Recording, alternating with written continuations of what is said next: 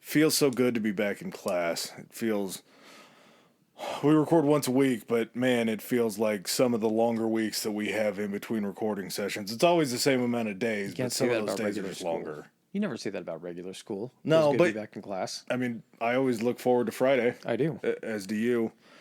And this Friday, we're going in on something that's close to my heart. Some culty vibes are going to be coming out of this one. And it's got everything. Yeah, it truly does. It's got Catholic priests. It's got Grand Theft. It's got the Beach Boys. It has murder. It's got cults. It has the Beatles. It's got Danny Trejo and the grandpa from the TV show The Munsters. Forget everything you knew about Charles Manson and the Manson. Well, don't forget everything because it'll be good to build upon that and have that for reference. But yeah, we're getting weird with it today. That sweet, sweet breakdown is coming to you from a man who never lived on the Yellow Submarine, and money can't buy his love. You guys may say that he's a dreamer, but he's not the only one. That's Professor Chris. We're just doing Beatles lyrics? Pretty much. Okay. Well, I mean, it plays a pretty big factor. I don't like enclosed spaces, so fuck the Yellow Submarine. I enjoy some Beatles songs, but you got to be really into the Beatles. Yeah, and you might be like, well, why are they talking about the Beatles when they just said that they're going to do a little episode on Charles Manson?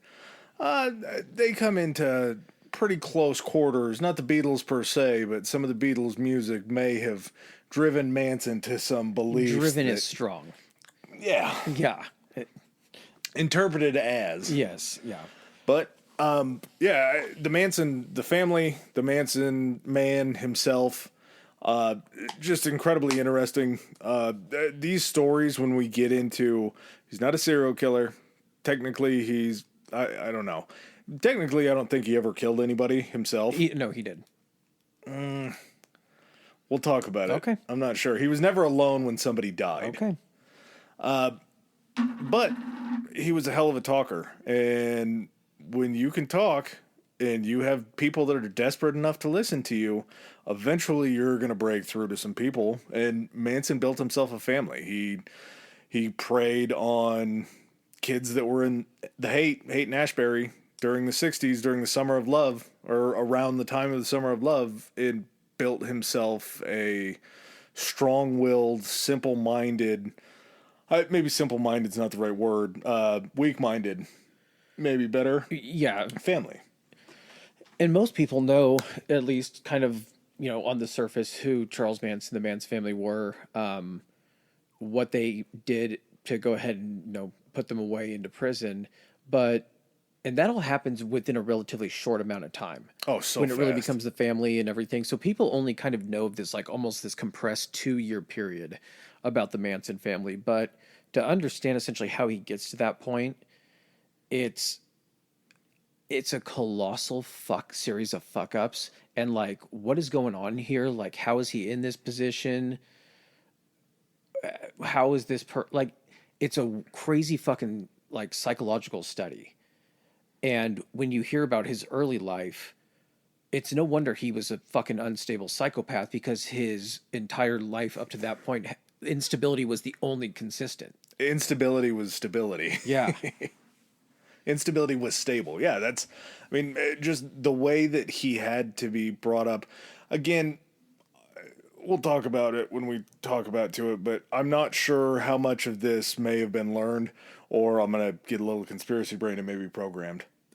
Taught. Yeah. I think taught programmed is... I'm going to use the word programmed. Okay, I'm going to use the word taught. I got some feelings on some things. Okay, well, let's get into it. Before we do, we're going to get a little sappy here for a second, because we've had a couple weeks in a row where you guys are showing up and showing out. Listens have blown up. Followers on social media have gone up. You guys are reaching out at a level more than you ever have before. And just thank you. I mean, we're so grateful. We got a little bit of news. What was it? Sometime this week, that we hit the top 50 history podcasts in Australia on Spotify. We're big down under. Yeah, we love you guys. Thank you so much for getting us to where we were. not at the top of top 50. I think we were like 48 or something like that. But to even think that that was like something that could have It's happened. crazy to fucking look at. Like, Yeah. I know that sounds weird and everything like that, and we appreciate everyone that listens. Like, I love the fact that, like, there's people in other countries. Thanks for listening to us. Like, this I is don't know awesome. how.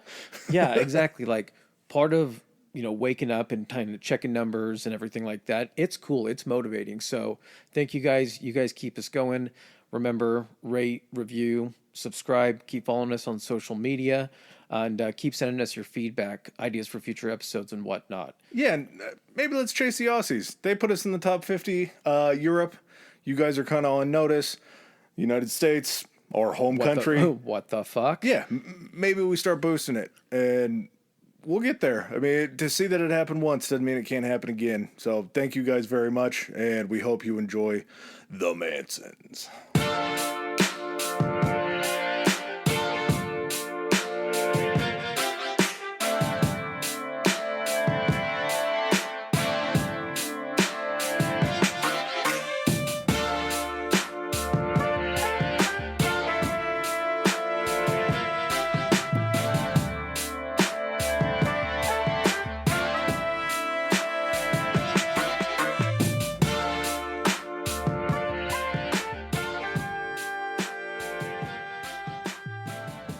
All right. So Charles, is it Miles? I think Miles. I don't know. Miles Manson, born November 12th, 1934, to Ada Maddox, who was 15. So we already get kind of a fucked up situation in the beginning. Her family started out so good, though. Her family was a very nice Christian upbringing. Maybe to some people that's not great, but I think Ada kind of had a very stable family relationship. Unfortunately, her father died of it wasn't typhoid, but it was some sort of typhoid like One of thing. those old-timey diseases. The shit that doesn't kill us anymore because we figured out how vaccines work. But Kathleen, Ada, she was so young when it happened that her mother, trying to raise her by herself, was a homemaker her entire life, so didn't have a job. So it was just her and Maddox living on a pension that was like $62 a week, which I don't know how much that gets you in 1934, but probably not a ton. And Maddox wanted to get out. She wanted to kind of stretch her legs. As a 15-year-old who just went through losing your father, I believe they were in Kentucky, Ashland, Kentucky, maybe, right on the border with Ohio. So it was kind of like right over the river. You would be in Ohio, and then Cincinnati was right there. She would go to a suburb. She would party. She would have fun. I don't know how 14, 15-year-olds did that back then. This is a weird age world. Yeah. Everything happens. Like, they talk about how kids grow up really fast now. These kids grew up way faster. Well, this is pre-World War II. Yeah. So the father, this threw me. I love this shit. This is so awesome. Yes. Okay. The father, Colonel Walker Henderson Scott Sr. Now, he was 24. And his name was actually Colonel. Well, okay. To her, his name. To her, his name was Colonel. Not name, his rank was Colonel. Very confusing. There ended up being a situation where she told him, she's like, excuse me, Colonel, I appear to be pregnant and it's with your child. And he, conveniently enough, had to go away on military business. And come to find out, the Colonel was just a name and a moniker he had given himself. He was already married. As soon as he heard that pregnancy was on the table, he was like, oh, shit. Just got a call from the military, and we have some secret mission that we have to go on. I'll be back before the baby's born. Maddox finally saw through that after like 3 months, was it, of no contact? He's fucking 24. I know a young girl does not know the military ranks, but to be a colonel by the age of 24... You just... It raises some flags. Yeah. Well, I think back then there was just a little bit more innocence to people. Did she ever see a military uniform? Was he just walking around in a military... She's 15. I keep forgetting she's probably not that smart. He's probably got a hot-ass crew cut, looking real sharp, looking dapper. It just fooled her. But again, 24, 15-year-old, there's a lot of numbers here that are going to be really scary when it comes to age, consent, or anything like that to this entire episode.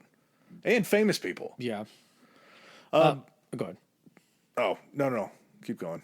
Well, I was just going to say, so she has kind of a habit of drinking. She's a 15-year-old that got left and is trying to raise a kid by herself.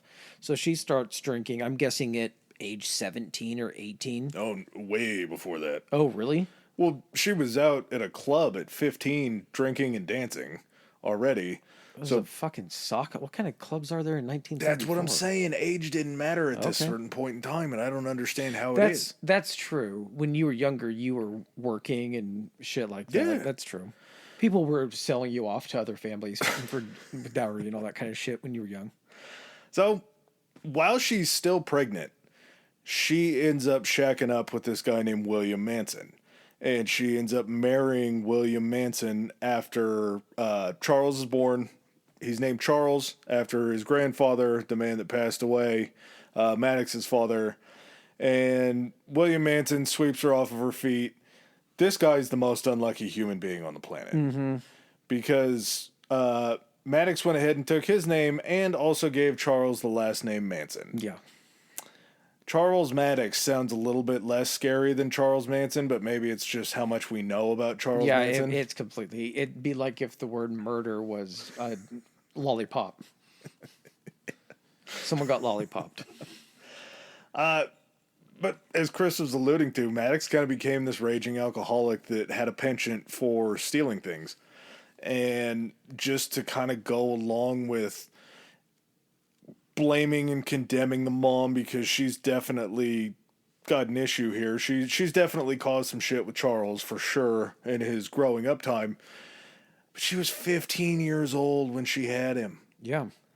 You know how hard that would be? You know how hard it would be to not become an alcoholic when you've never had any life experience and you've only gone out and partied, and then all of a sudden you have to be a mother and a homemaker? Yeah. It would be so tough because you've just never lived any life before.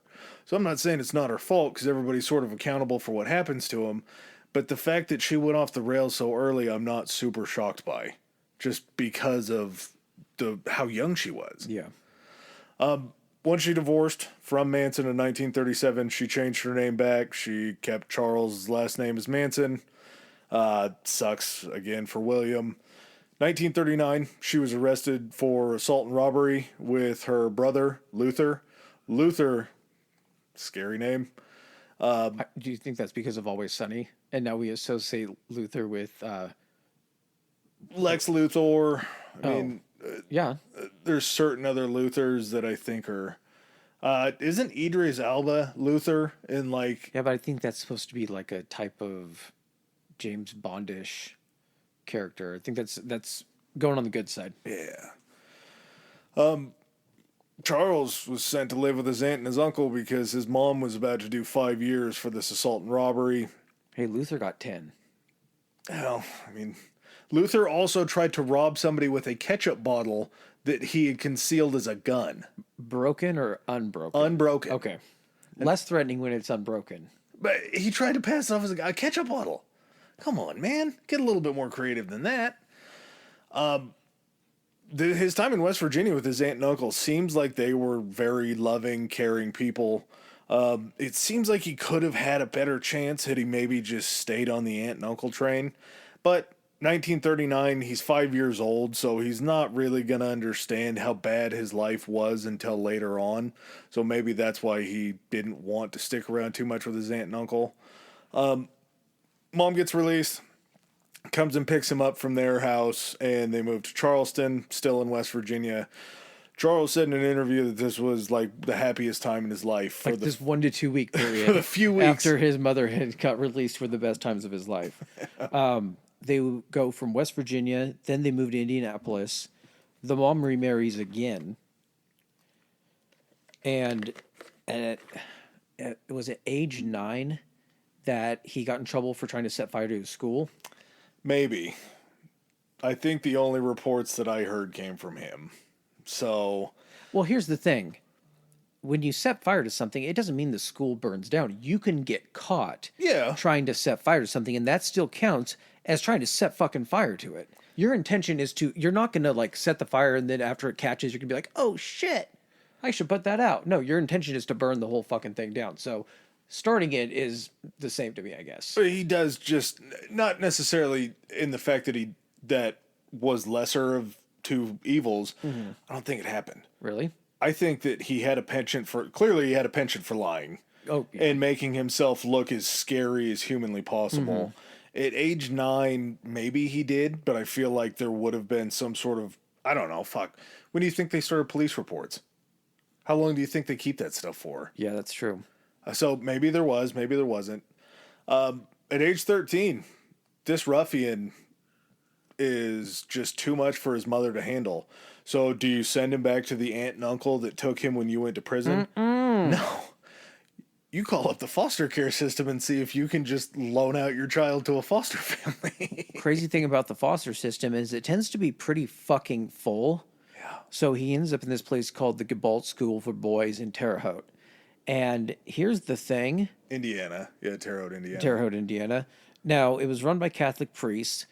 There's something to this. I know you have actually specifically written the priests didn't molest him, but they were strict. It's in the 40s at this point. I think maybe there could have been. It just the way he turned out and his views on certain things, it makes sense that something would have happened where he was sexually molested or assaulted. It's coming. So I'm just going to say he went to a school run by Catholic priests. Yeah, they were insanely strict. He actually suffered and for minor infractions, you would get physically fucking beat, like switches and shit. This was the era of the ruler across the knuckles. Yeah, so he ends up running away and he runs back, I think, to his aunt and uncle's house. And he is allowed to it's around the holidays, so he actually spends Christmas with them. They're like... And his mom. His mom's there, too. Yeah, his mom's there, too. So it's like, hey, yeah, spend Christmas with us. And then basically his mom was like, well, back to fucking school. Despite the fact that he's probably like, yeah, they're kind of fucking beating me there. She's like, still don't know what to do with you. They're Catholic. You're lucky they aren't molesting you at this point. That's true. Take your beating. It's just the beatings, right? So... yeah, his mom returns him to the school, and 10 months later, he actually runs away again and heads for Indianapolis. He's how old at this time? So that would have been... He's like 13 or 14 years old. Yeah. I believe this was 1949. Yeah, so 48 essentially was his first documented crime that was showed tied to Charles Manson. Yeah. And he robbed a grocery store to try to eat, and he ended up finding a cigar box with I think $100 in it, and he used it to go rent a room or something like that on Skid Row, and then used it to buy food. And then even at a certain point, he tried to get an actual job for Western Union or something after this. The one time he ever tried to go straight. Yeah, exactly. But he literally he wasn't making enough money apparently. So he just supplemented the money he was making with Western Union by stealing shit again. Which, do you think it was something to where he was delivering Western Unions and he was just stealing shit on the way to do the other job? Maybe. I mean, either that or he was... as soon as he got off work, he was going and hitting the grocery store, stealing him some shit, and then if he didn't have enough money, he'd go rob a gas station. But just doing that math, you said that was 48 was his first official arrest. Mm-hmm. So we're talking 34, 6 years plus 8 years. Gets 14 years old, and he's working for Western Union. Yes, so 49, he's 15 years old. And at this point, theft is a kind of a natural thing for him. He ends up getting arrested. He gets put in front of a judge, and the judge ends up taking sympathy on him, which at this point in his life, I know you can look at this, and we're all looking at this from the lens of essentially knowing the whole story and knowing the end of it. But if you're looking at this and you're looking at a fucking kid who's 15 years old, and you're hearing about this kid's life of being basically shunned by his mother, who was in the system as well and isn't taking care of him and is made to feel completely worthless, I can see why you would take sympathy on him at this time. Yeah. But we're going to get into times when it's just the fuck are you people doing? But at this point, I can definitely see how a sympathetic judge is maybe going to try to help reform him. And so he's sent to a place called Boys Town. And I think Boys Town has a much different meaning now. Yeah. Yeah. might have started out in a similar vein, though. I Yeah. don't think it was probably this boys' town in Omaha, Nebraska. No. But he wasn't there long, was he? No, he was not, man. 4 days in at Boys Town, and him and this dude named Blackie Nelson are able to steal a gun and a fucking car. And what do? You just broke out of Boys Town. You got a gun, you got a stolen car. We'll head to my uncle's.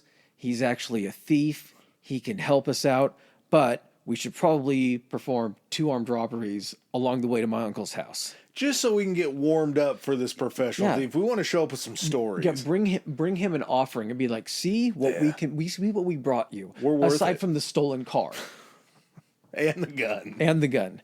So they basically become like thieves' apprentices, and apparently not very good thieves' apprentices, because after fucking 2 weeks, he ends up getting arrested again.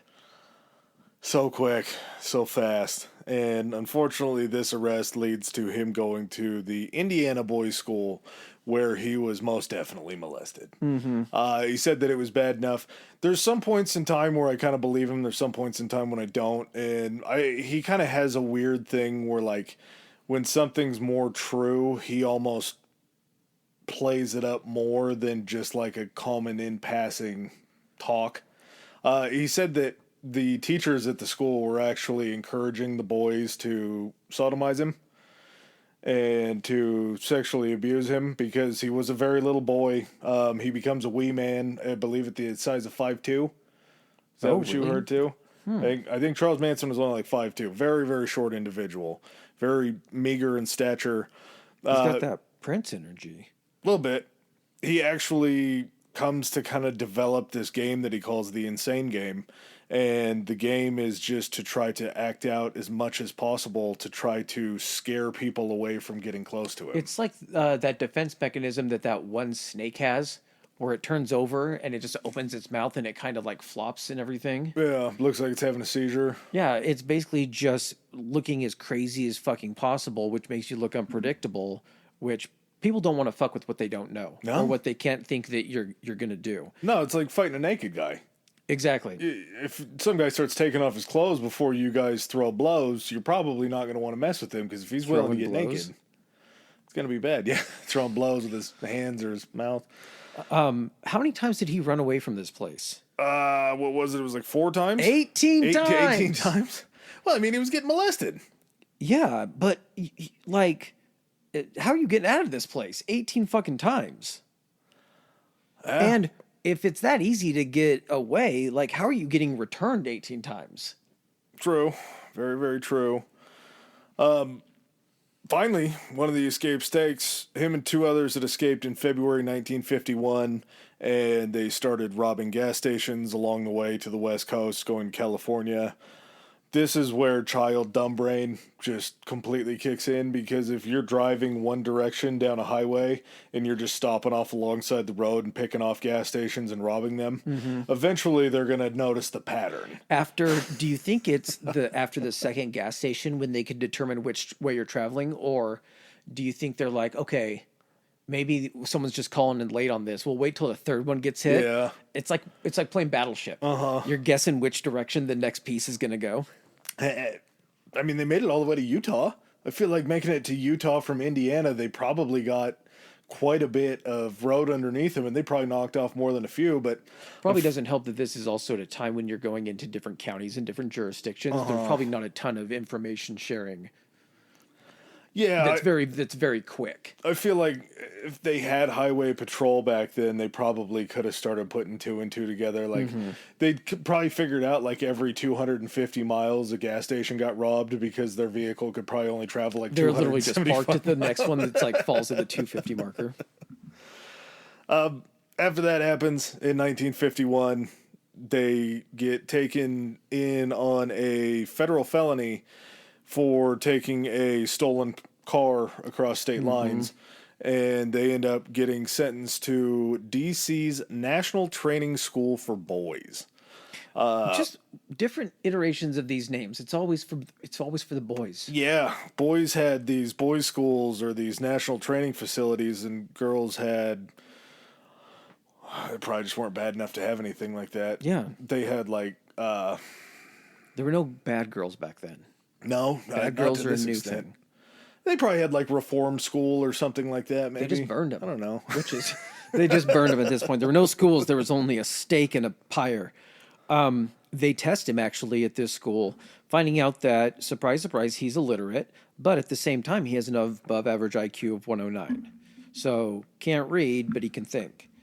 And so I think it was in October of 51, he's transferred to a minimum security prison on the recommendation of like a prison psychiatrist or something that he's doing counseling with.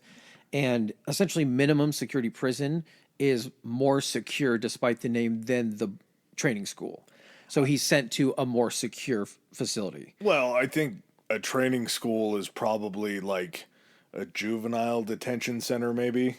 And then they see if you're bad enough that you need to get, it's like you get filtered out from there. Yep. Yeah, that's probably true. Since it's in DC and it's part of the federal program, you probably then get sent elsewhere. He actually was scheduled for a parole hearing in February of 1952. So all he has to do is not fuck up between October that he gets sent there and literally February. So it's simple, right? Would seem to be. Mm-hmm. I would think so. What should you definitely not do? You definitely shouldn't get caught sodomizing another boy while holding him at knife point. And probably not.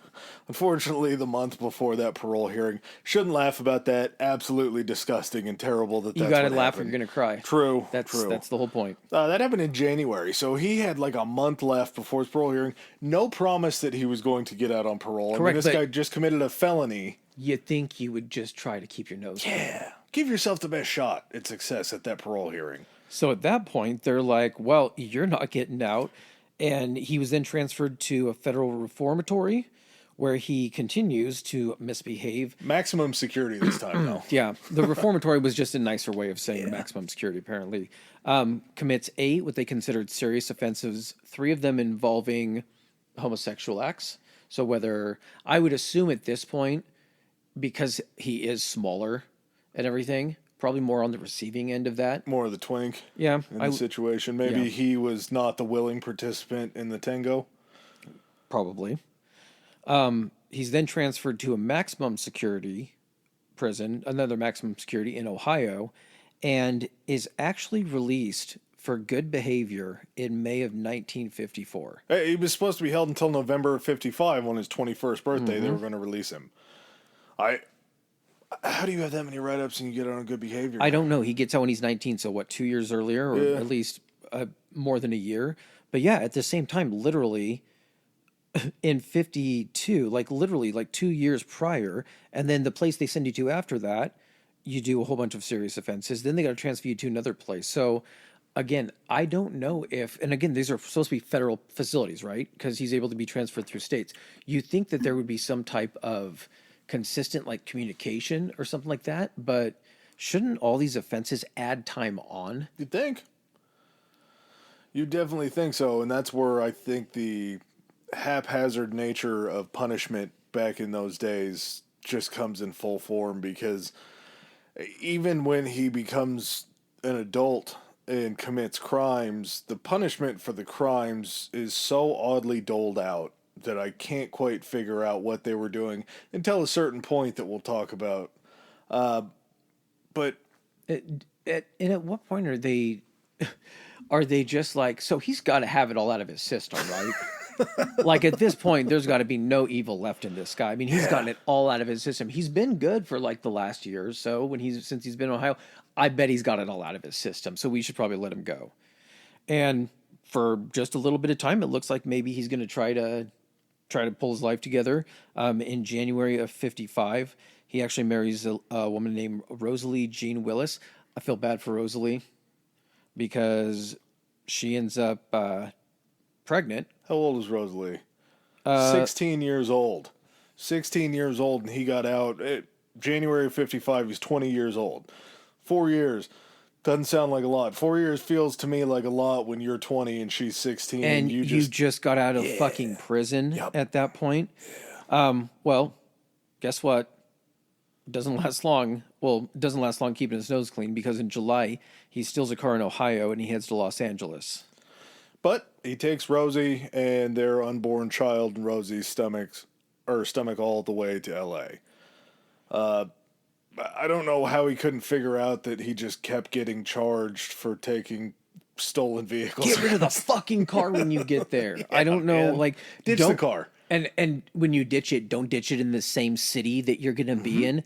Ditch it somewhere further away and take the fucking bus to where you're gonna try to get. Like, you're supposed to have an IQ of 109. I don't know if you couldn't read, if they thought they were going one way and they were supposed to be going another way, but Rosalie could read, I'm assuming. Yeah, but she didn't know the car was stolen. True. At the same time, though, if you're so good at stealing cars, ditch it and steal another one once you get there. I don't think he's good at stealing cars. He just kept doing it. He's good at taking the cars, but stealing a car is also not getting caught. Yeah. The car is then That's fair. gone. That's a good point. Unsuccessful theft attempts of vehicles.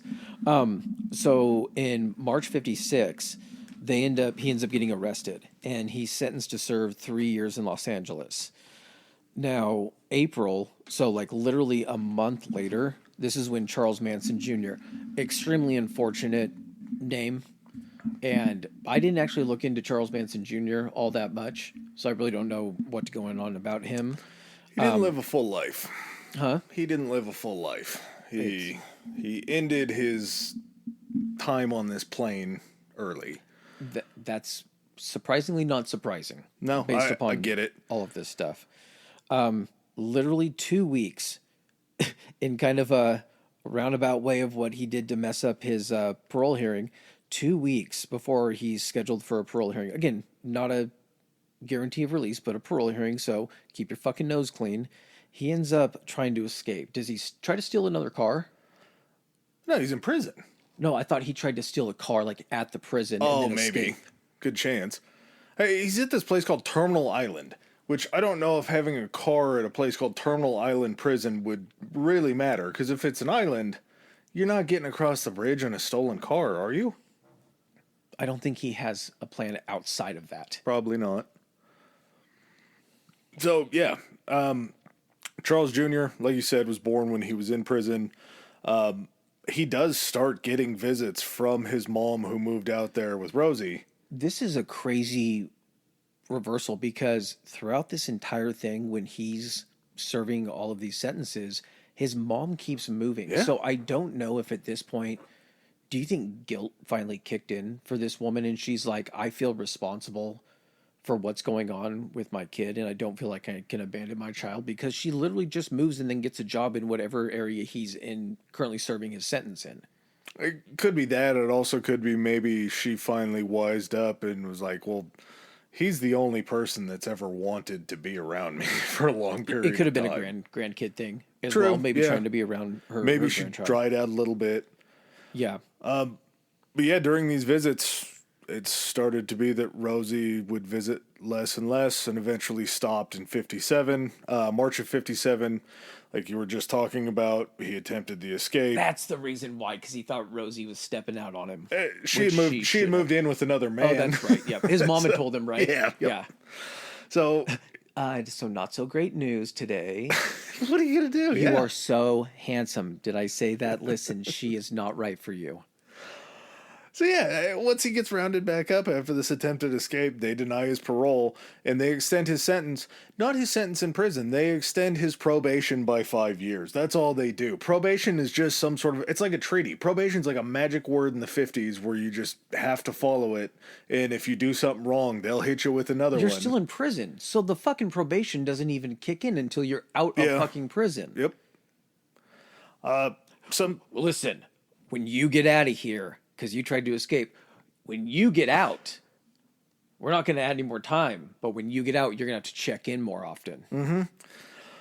It really hurt him too, because that next year in 1958, he does actually get paroled. So apparently trying to escape before your last parole attempt isn't enough for them to maybe skip another one and let you finish your sentence. Does he try to explain that it was a crime of passion and that his wife was, he was worried about his ex-wife and his child and everything? I don't know if that kind of shit that had to have been brought up. Yeah, probably. To some degree. Well, that's September that he gets paroled. Mm-hmm. By November, he's already pimping out a 16-year-old and taking money from another girl with wealthy parents. give Rosie her credit. She does divorce him before that happens. Yes, good for Rosie. Rosie. Good for Charles Jr. Charles, the first Charles Jr. So one thing too is while he's in prison, the different places that he's in, it's like he gains a fucking skill set. A little bit. And so I think it was when he was in Ohio, or one of those maximum security camps. I can't remember which one, but he ended up like befriending and like learning from fucking pimps, and he starts to learn the psychology of it. And that may seem kind of like silly to think about or like kind of laughable, but at the same time, that's exactly what happens is these guys are able to psychologically manipulate these women into somehow thinking that they need these men and that they care for them, while at the same time being subjected to being beat and being exploited and being used. So he's learning from these pimps essentially about the psychological methods of breaking down a woman and how then to essentially create a subservient, type of, I don't know, attitude that they're going to look upon you as, more than just a man. A father figure, almost. Not even that, but also like you're going to do whatever they say sexually, whether it be with them or whether it be directing them to do it with somebody else. But yeah, so as soon as he gets out of prison, he's like, I'm going to put I got a new skill on my resume and I'm going to start putting it to use. Well, he also, I put it in the wrong spot on the boards, but something else that happens in Terminal Island was there was a book that they were using in Terminal Island that was written by a guy named Dale Carnegie, and it was actually like a Carnegie program. This book was called How to Win Friends and Influence Them. That's still And once Charles latched on to these Carnegie teachings, this is where I get confused because he's supposedly like swayed by books and things like that, but if he's illiterate, is he just listening to people talk about these things? Having people read it to him. Maybe he learned how to read. Yeah. He's got a lot of fucking free time. True, he does. Or no. He doesn't have a lot of free time. He has a lot of downtime in which he can be reading. True. So this Carnegie book kind of changes his life. It changes him in a way to where, and I think maybe this is where he did get that parole the next year, was people started to take notice that he was a little bit better of a communicator. He held more influence. He was able to do exactly what this book said. And at the same time, once you kind of get more endearing, then you can start to use those techniques to take advantage of people. Here's the thing too, like this, it kind of seems weird to think about it, but media wasn't always readily accessible and really easily digestible back, in the fucking 60s or in the 50s. So books like this, like How to Win Friends and Influence People, it's not like everybody knew about the skill set. They're like, oh, you learned this in this book. Whereas nowadays, if there's a book like that, you actually kind of hear about it in your periphery if it's like What the Fucking Secret. And there's been some books that have like, the vision board thing and everything, but there's been books about like how to like live life in a different way that you kind of just hear about, like self-help books. Yeah, exactly. That wasn't a big thing back then. So when there's this book that teaches you essentially how to kind of manipulate people into thinking how you want them to think and getting them to like you, you can use those tricks on very, very susceptible people. It might not work on a person of average intelligence, but people that are more susceptible, they're going to be ready to eat this shit up. Yeah. And so he's basically learning how to just basically mindfuck people while he's doing this. In September of 59, he ends up getting caught forging a check, trying to cash a forged treasury check. This might be the funniest thing that Charles Manson's ever done. So he gets arrested for trying to cash this forged treasury check. And when the two policemen pull him aside and they're looking at the check and they're asking him where he got it, somehow they get distracted and Charles snatches the forgery check out of their hands and eats it. He does what Mac does with the contract in Always Sunny, where it's like if you can get rid of the evidence, they can't get you. Yeah. He snatches it out of his hand and throws it in his mouth and chews it and swallows it. It doesn't matter because two federal agents just saw the check and can go be witnesses on the stand during the trial. He admitted that he was stealing out of mailboxes, and that's where he landed this check that he was trying to pass off. Don't know if he was stealing from mailboxes or he was just trying to forge his treasury check. You would think, again, I don't know, treasury check has to be federal, right? Yeah. So he committed another federal crime on top of the 2 others that he had before. They gave him a 10-year suspended sentence because the 16-year-old that he was pimping went in front of the judge and gave this... In front of, like, the courtroom. Yeah. And everything. And gave, like, this impassioned speech about how they were in love and they were going to marry and all that good stuff. And the judge is basically like, okay, I mean, I guess I'm not going to be the one that stands in the way of young, crazy, fucking underage prostitute and forged check guy love. Why would I step in the middle of that? Well, and Charles, being a man of his word, once he receives a suspended sentence, he does go ahead and marry Leona Stevens, the 16-year-old prostitute that saved his life from going back to prison. He was also then promptly arrested for taking Leona and another girl across state lines into New Mexico for prostitution. He wasn't charged. I forgot what the act was that they said that he had maybe denied, but he wasn't charged that day. They let him out of custody while they investigated. I think it was the Mann Act is what it's called. MANN. While they were investigating if he broke the Mann Act, he goes ahead and skips town. And they eventually decide that he did break the Mann Act. He's then arrested and indicted in Laredo in 1960, in June of 1960. So he's on the run for a pretty decent chunk of time. Yeah. He probably was pretty hard to find because he was just kind of transient in nature before he finally finds his home. That's the biggest thing is this guy almost never, he never does. That's kind of one of the weirdest things about this is there's never anything like in his name. He's never putting down roots anywhere. He's extremely hard to find. And in other serial killers, it's a pretty good tactic that they've used to avoid capture, but at the same time, this is the 60s. So you're not really, like you were just talking about, like driving down the freeway and people getting information about robbed gas stations. They weren't communicating between states. No. It had to have been happenstance that they found him down in Texas. Like just pure coincidence. Got pulled over for something, had some falsified documents or something looked fishy. And then after they got him in, they ran information and found out he had out-of-state warrants or something. Exactly. Something had to prompt them to look that deep into it. Yeah. So he's arrested in Texas. That 10-year sentence that got suspended, they're like, guess what, bitch? You're serving your 10-year sentence. And he ends up, where did he first go? He was... I believe he was in L.A. County. Okay. And they took him out of L.A. County and they shipped him off in July 61 to McNeil Island in Washington. Again, his mother moves to Washington. Yeah. Gets a job in the town near the prison and is there to go ahead and visit him. So... sticking with him. Yes. Well, in a crazy roundabout way back to the Alcatraz episode, we get Alvin Creepy Karpis, who was an inmate at Alcatraz prior to this? Longest serving inmate. Alcatraz was closed by then. Okay. Longest serving inmate in Alcatraz history. I believe he was the first arrest of that douchebag J. Edgar Hoover after he became the head nut. Pretty big deal. I think he was like one of 4 most wanted, along with like Dillinger, Babyface Nelson. It's fucking nuts. So he ends up learning fucking, is it steel guitar? Yeah. From Alvin Karpis. Okay, so this is also something I wanted to ask you about. So you're in this prison. You're this guy Karpis. You were the longest serving person in Alcatraz. You've got to have some crazy fucking prisoner status. So, like, what is it about Manson, who's at this point is just fucking like hookers, forged checks, stealing shit, things like that?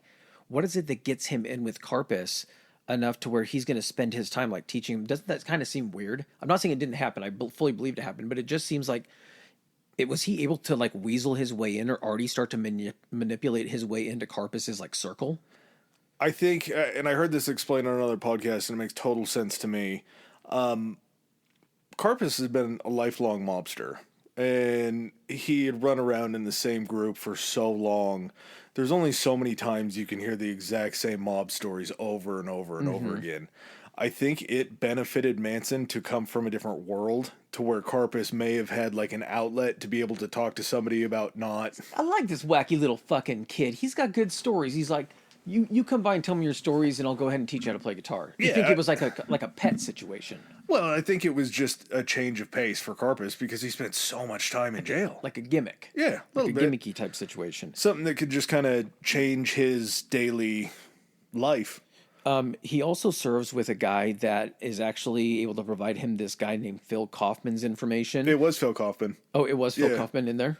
Yep. Phil Kaufman was a very famous like roadie tour manager for. He ends up working for the Stones. Probably one of my favorite band names from back then, the Mamas and the Papas. Just I don't know why, it just sounds like a hilarious name. But he ends up being taken into McNeil Island because he got arrested for taking a bunch of weed that he was bringing on the tour bus. So he got charged with a federal amount of taking weed over state lines. So this is where he's at.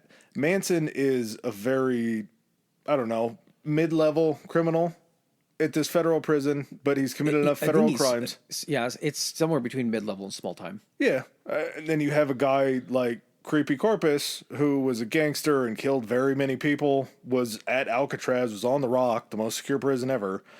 And then you have a tour manager that got caught taking a large amount of weed across state lines. Do you know who you also have in the same prison? Yeah. Fucking Danny Trejo. Boom. Danny Trejo, the dude that plays the Mexican dude in literally any movie featuring a Mexican dude, was serving time with Charles Manson. Just fucking crazy little tidbit. It's just such an odd cross-section of life all in one prison. Also, something that's pretty funny is during the time he has spent in a few of these prisons, he changes his religion to Scientology. And once he ends up, like, I believe, getting out of prison and getting to LA, he accumulates like something in the neighborhood of like 150 hours of auditing in Scientology. Those tapes would have to be pretty nuts. Oh my God. Those have got to be. That's something that who's the fucking Elron? No, the dude that runs it now. Oh.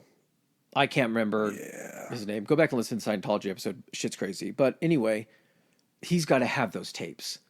He's like, sometimes I listen to the Manson tapes just for fun. That's fucking, and I review the Manson transcripts. Every time Tom wants to leave, I make him listen to another hour of Manson auditing, and I say, this could be you, buddy. Remember all the shit that you said to me? All right. Well, go ahead. He uses every one of these little things, though. He used the Carnegie book to figure out how to talk to people and schmooze people. Scientology is nothing but I don't want to step on religion here. I'll make this clear. I don't really believe that Scientology is a religion, so I can say this in the most normal way ever. It's like a glorified used car salesman. Yes, and you just reminded me of something. So it was giving the definition of a cult in one of the podcasts I was listening to, and it says it's a fanatical affiliation of a belief in which they will exhort to violence and everything. And I was thinking about that. I'm like, so religion, every major religion is actually a cult because Christianity did the fucking Crusades and all that kind of stuff. So they're technically a cult. Catholics, ooh, there's been talk to South America about all the shit that the Catholics have fucking done. So that's a cult. So Mormons, same way. Lutherans, I'm sure, have devils in their cults. Any religion in which you're going Muslim. to get into a position of exhorting violence on somebody else that doesn't believe in that, that's the definition of a cult. So congratulations, religions. You're actually all cults. Before we get into what will actually be pretty much the final release. There's a reason. Let's take a bathroom break. Cut. Well, hey there, all you sexy historians. How you guys doing? It is time for Socials. Where can they find us on Instagram? If they want to follow us, they can find us at Historically High Pod on Instagram. That goes the same for Threads as well. You can also find us on Twitter. Tell them about Twitter. Historically High. That's historically HI on Twitter. And if you want to email any of your comments or suggestions, where can they find us at, Adam? At historically high podcast at gmail.com. Gmail. All right, and back to the show. All right. So prior to his release in 67, like 4 years earlier, Leona's like, fuck it, I've had enough, I'm out of here. So Leona's granted a divorce in 1963. She may or may not have given birth to Manson's second child, Charles Luther. Seems just as likely that that did actually occur. Only reason I would say that is she, before this, was a 16-year-old prostitute, so there's a good chance that she may have been not contracted the child, been impregnated while on the job. Yeah. So, Well, especially if the person that's supposed to take care of that shit, which Charles is going to get a lot of practice at, is not there to try to help take care of it. Yeah. But somehow he pulls the old George Foreman, and his first son's named Charles, his second son's named Charles. So I would be led to believe that that was probably his child. This shocks me. He was given a 10-year suspended sentence. He fucked up again by violating the Mann Act, so he has to serve the first of the 10 years, or he has to go back and serve the 10-year sentence. He was transferred to McNeil in 1961, and then on March 21st, 1967, he gets paroled.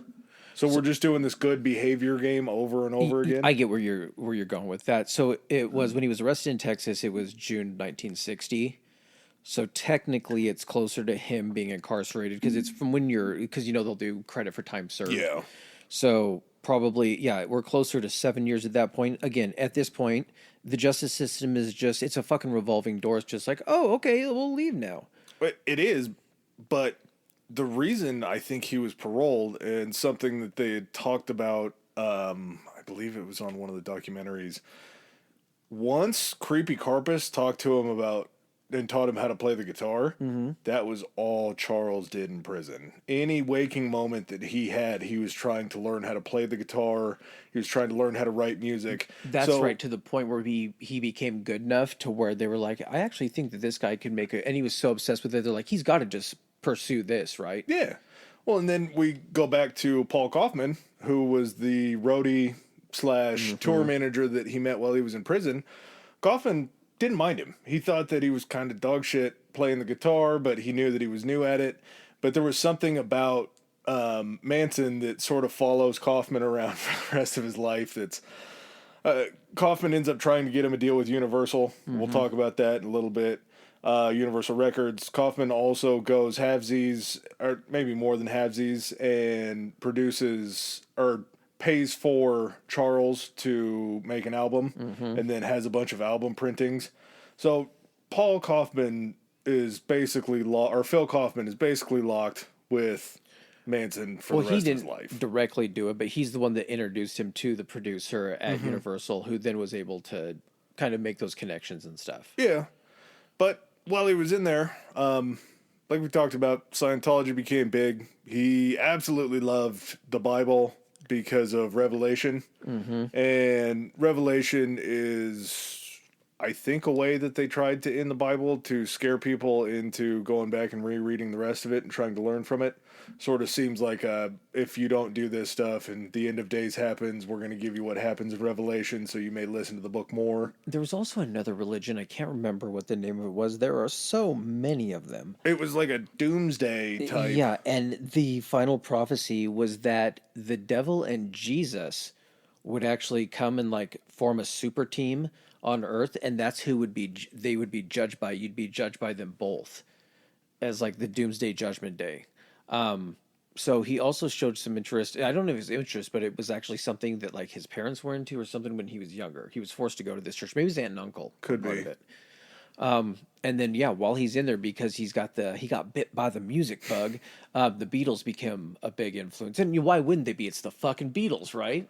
Yeah, it's the 60s and it's the Beatles. They were bigger than Jesus. Charlie has Beatles mania. That he does.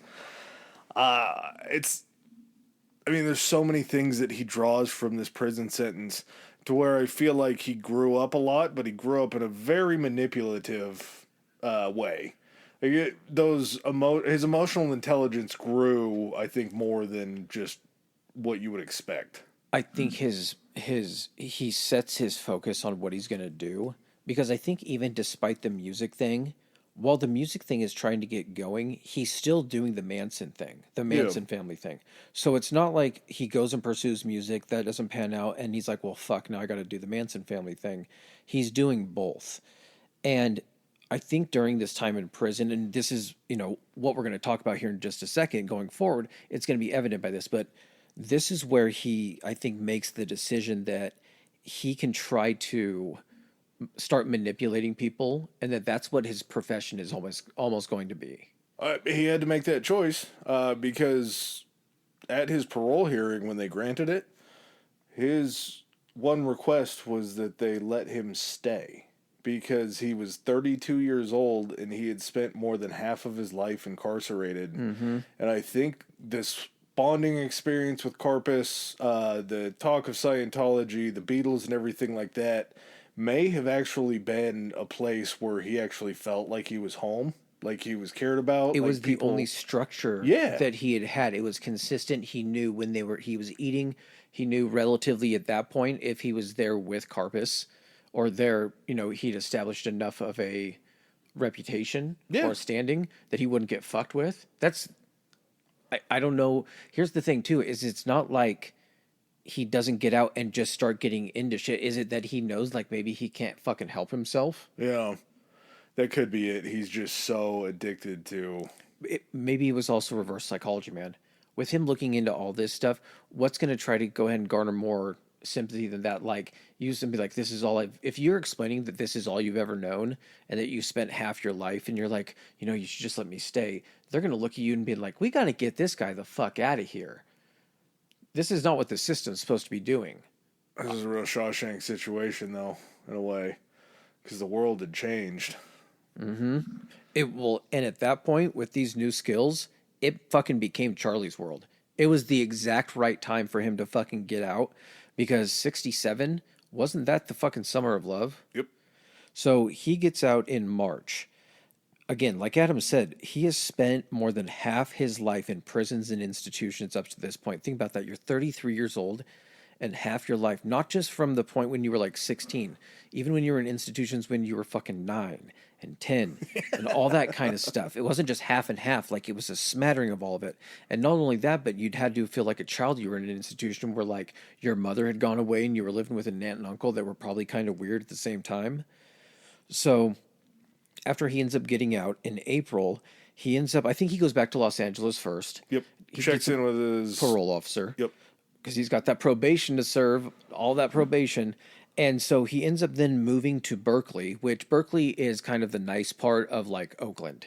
It's up out of Oakland. It's where Cal Berkeley is. And it's right across the bridge from San Francisco. So he ends up getting transferred over to a new parole officer by the name of Roger Smith.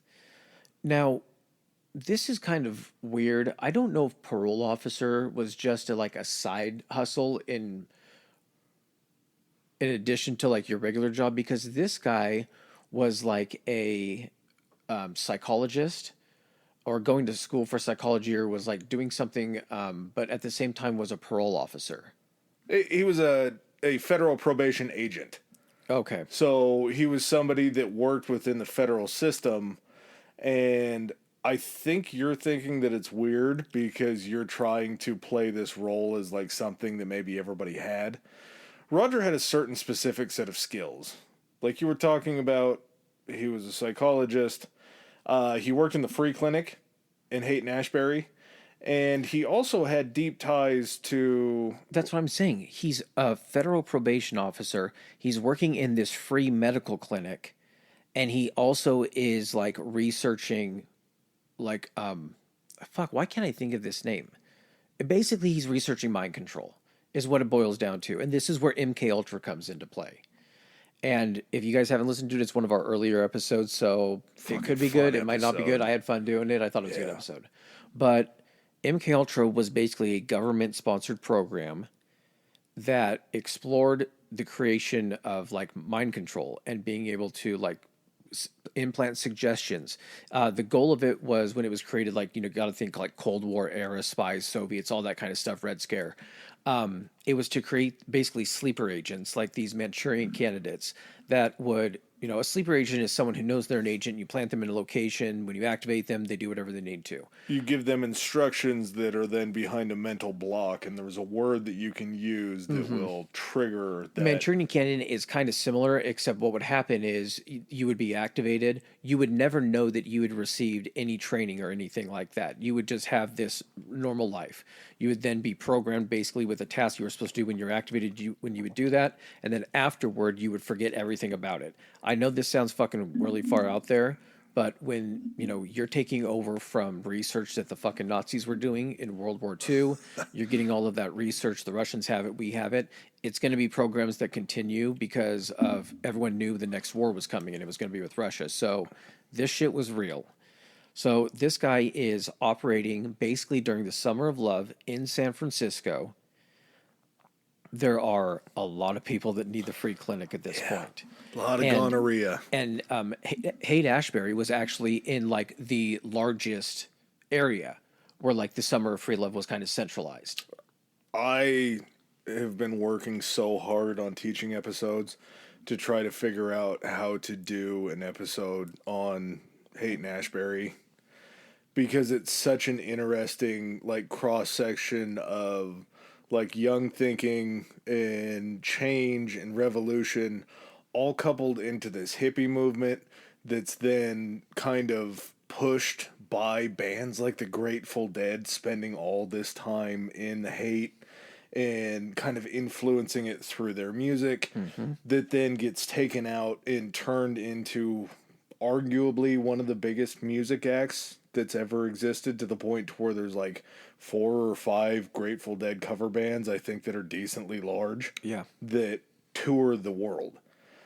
And it's such an interesting place. And so I can remember just as a kid, my brother was at college in California. He was playing basketball over there. And my dad had spent time in California when he was a kid. And he would tell us about the Haight-Ashbury and tell us about how bad it was and about just how crazy it was and about how they never went down there or anything like that. So in like 5th grade, we went to visit my brother, drove through Haight-Ashbury, and it was still like a very sketchy place. It wasn't like free love and hippies and all that kind of stuff, but it was a more dilapidated part of town. And it just seemed like a scary thing. Like when you drove through Haight-Ashbury, you made sure the car doors were locked. Yeah. I'm sure that was just tourists being scared, but it was also a very, very scary place. Fast forward to going and meeting the girlfriend's parents, and we drive down Haight-Ashbury because it was a very cool thing. Like, even though it was still run down and homeless, like there was still kind of a vibe there that was really interesting. Was that like the area with like the Harvey Milk stuff and everything? Yeah. Okay. It was just a huge conglomeration of LSD experiments. Ken Kesey was an author that really pushed these things called the acid tests. It was just a wild and crazy time. But this was maybe, I don't know, 8 or 9 years ago. Go meet the girlfriend's parents. We drive through San Francisco. I was like, hey, let's go through Haight-Ashbury. And I expected to see sort of something similar. And when we drove through there, I was like, this isn't the same place. There's a Starbucks there, and there's a Chipotle there. But it's almost like San Francisco has reclaimed it and like gentrified an area that was low rent and very scary. But the only reason that it got there was because it was the most like revolutionary place in the 60s. It's just so interesting how it changed so much, and to know that Manson was there and going to this free clinic, and to know that there was a guy named Roger Smith there that had ties to MK Ultra that was doing experiments with acid and LSD on these kids. Was that almost intensified and manufactured by government research? So here's kind of the information on it. So Manson's parole officer, he was a Berkeley doctoral student. He was Roger Smith. So basically, it was a federally funded program researching LSD and drug use among San Francisco's population. Now, it's in an area where you have a readily available supply of people needing to come into a free clinic at that point. So the free clinic was actually founded by this guy named David Smith. They weren't related. But David Smith had pharmacological experience. And so with the funding that they were receiving, like from the CIA, basically they had an unsuspecting readily available supply of test subjects that they could use, that who was going to give a shit? And who was going to go ahead and believe them if they were talking about hallucinations and all of this stuff? So they were researching mind control through, various drugs and LSD. And at this point, it was already in operation when Charlie got there. Yeah. But the fact that Roger Smith, who's involved with this, is somehow also involved with parolees, giving people also another funnel of test subjects, because who's going to believe someone that's on parole? When you're the probation officer, it gave him almost a disguise to operate under. And there was also a guy that was kind of one of the overseers of this named Jolly Smith, or Jolly West, sorry. Jolly West was a big part of MK Ultra. Yeah, so Jolly West was a big part of MK Ultra, but he kind of almost maybe served as. There's been some talk that maybe he had some interactions with Manson. Well, wasn't he was in Ohio, and may have kind of identified Manson a little bit. And once he found out that Manson had potentially got out of the system, because if they're doing little experiments on these different guys, they're going to keep records on them and kind of see how that's what you do with an experiment. You see how it turns out. So once he gets out, normally he shouldn't be able to just, especially this guy just getting out, shouldn't be able to go and just get reassigned to parole in a new city. Just move to Berkeley and walk in and be like, hey, I was in Los Angeles on probation. I just need a new agent. And then you get assigned to this guy. So if anything, it was crazy coincidence that it somehow came back around and Manson found his way back in here. But basically what this ended up turning into is when Charlie was there, this becomes the formation of what's going to be known as the family, or the Manson family. Now, he starts to public speak and is giving these sermons and stuff like that on the street, yeah, man, all that kind of stuff, of these teachings, this conglomeration of Dale Carnegie, Scientology, Bible study, Beatles shit, all this kind of stuff. And he's talking to a lot of people, because there's a ton of people down here at the time. And it's not like everyone's yeah, but after all of these, one or two people might be hanging around and like what you have to say if you're talking to 20 or 30 or 40 people. Yeah. And you do that enough times, you can start to go ahead and gather more and more followers. Well, during this time when he's gathering these mostly young female followers, not saying that, women are more susceptible to this shit than men and everything, but there was a gross majority of women essentially that took part in this thing. And I think it was because of how Charles Manson operated, where he knew how to find their weaknesses. That's what he was taught to do. He wasn't taught how to break that down in men when he was in prison. Oh, buddy.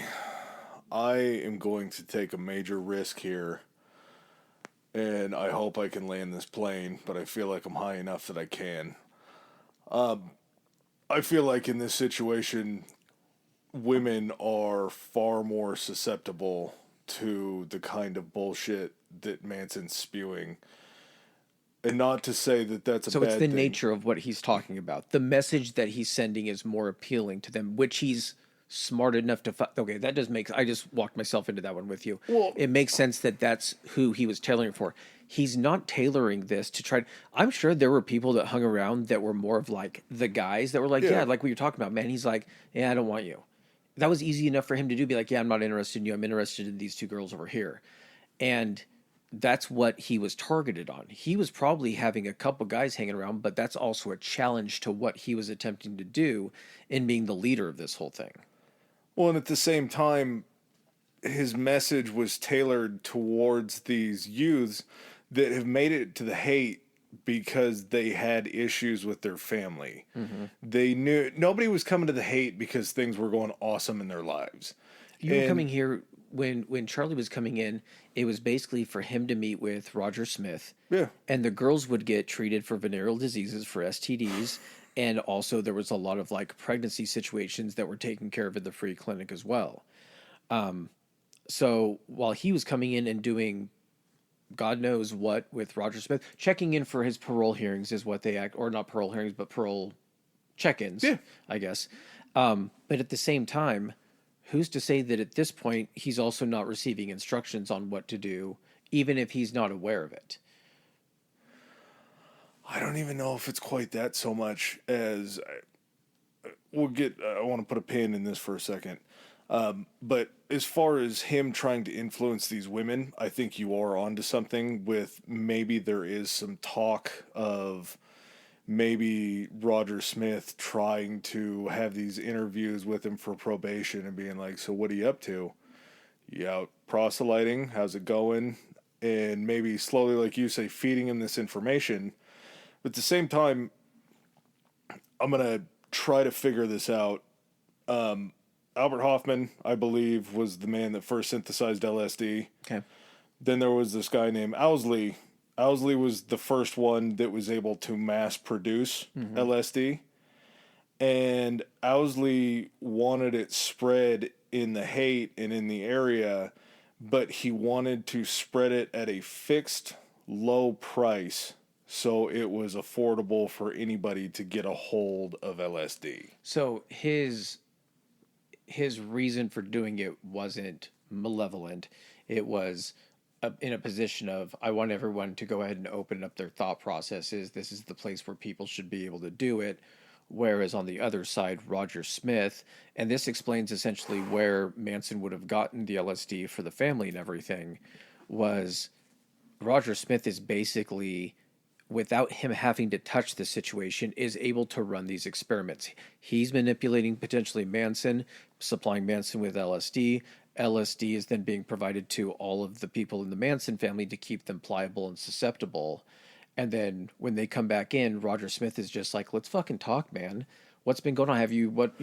Has anyone been giving you problems or anything like that? And he's also able to then observe these women and find out, like, hey, how's Charlie doing with you? Like, is Charlie treating you guys? Oh, Charlie's so fantastic.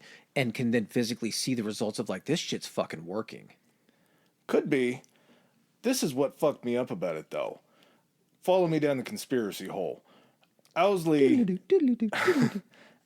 is in cahoots, and this is, again, just talking strictly out of my ass, is in cahoots with an MK Ultra-like federal agency.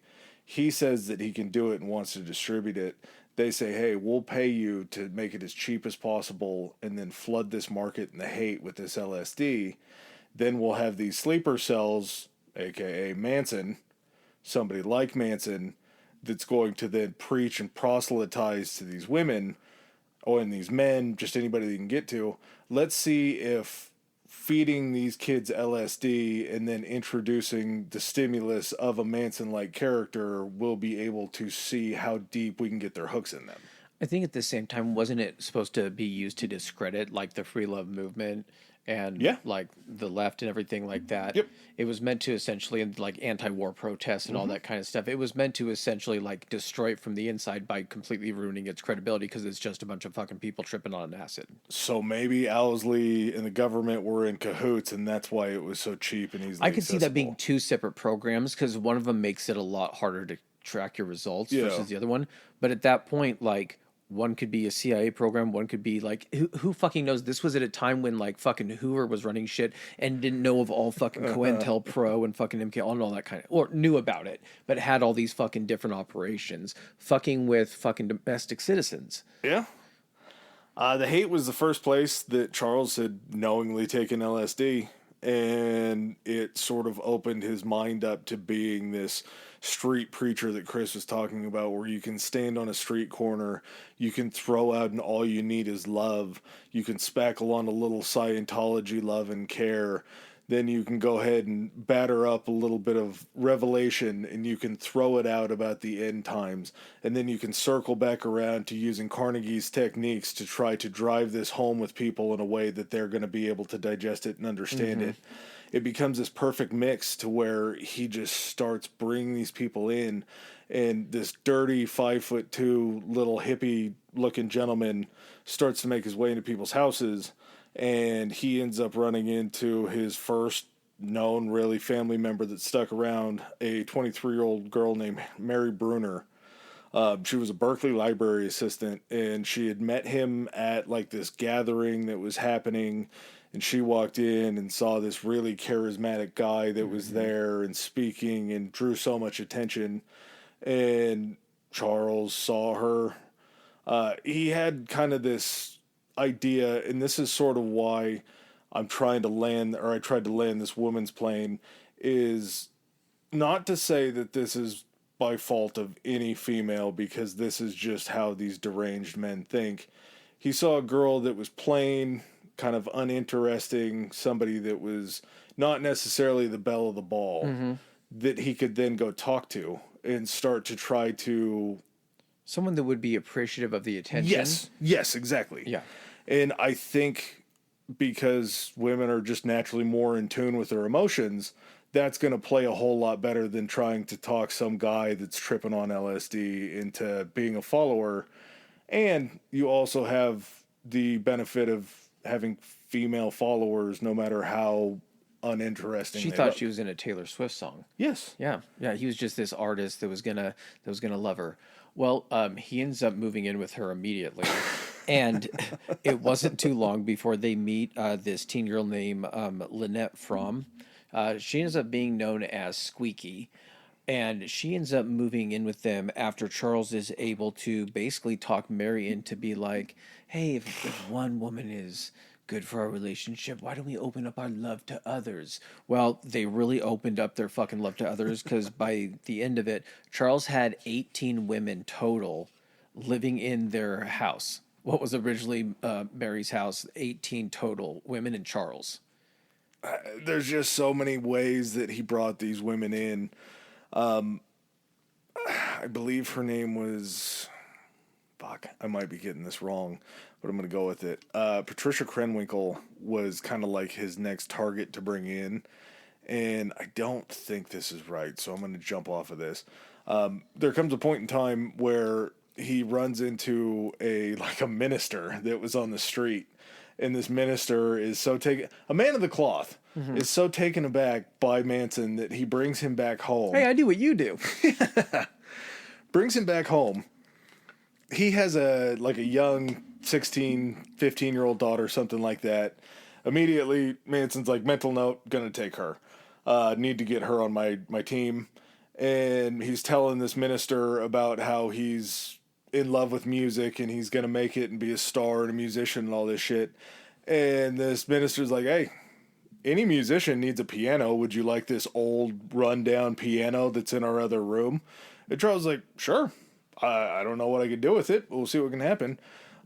Charles didn't have a way to get this piano back to the Haight, so he went ahead and just rolled it down the street and was able to find a guy who was willing to trade this old, rusted out, shitty VW minibus that he could have for this piano, just straight up. So he goes out there, he meets this minister, goes into the minister's house, sweet talks his daughter, who he then also runs away with eventually. Gets this minibus. Takes his piano and his girl? Yeah, just he was such a smooth talker that he could even get it by guys that were kind of in the same profession as him. So basically at this point, he's kind of a weird fucking guru type dude.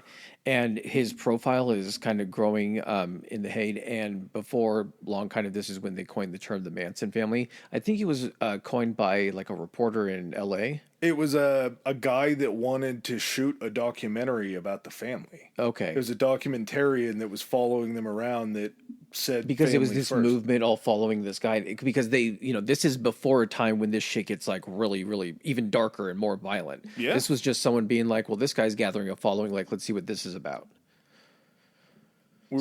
Get to Susan Atkins, who is something that you probably won't remember. During our Anton LaVey episode, I repeatedly referred to her as Sharon Tate. Okay, yeah. And that was the accident. But Susan Atkins crosses into this story and goes all the way back to the first Halloween Anton LaVey Church of Satan story. Susan Atkins was actually found by Manson while she was dancing topless at one of Anton LaVey's clubs. As you do. Yeah. As one does.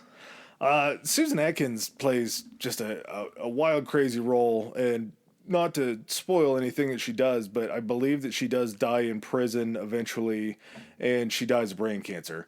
So there could have been a small tumor inside of Susan Atkins' brain that may have been pressing on some important stuff that lead her to do some pretty impressively gruesome things. So, sorry. He's just growing this base. and he's growing these women. There's a few guys that start to follow him, but just like you were talking about earlier, if you're bringing guys into the fold with all these women, they could potentially be competition to try to sway some of these women away.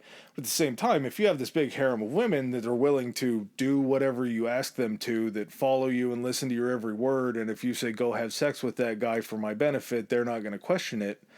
So this group becomes infinitely more popular because he's using these women as bait to try to draw friends in or find ways to get him into places, and it becomes a very big important thing because that's how he ends up getting to finally go to LA and start to build this music career.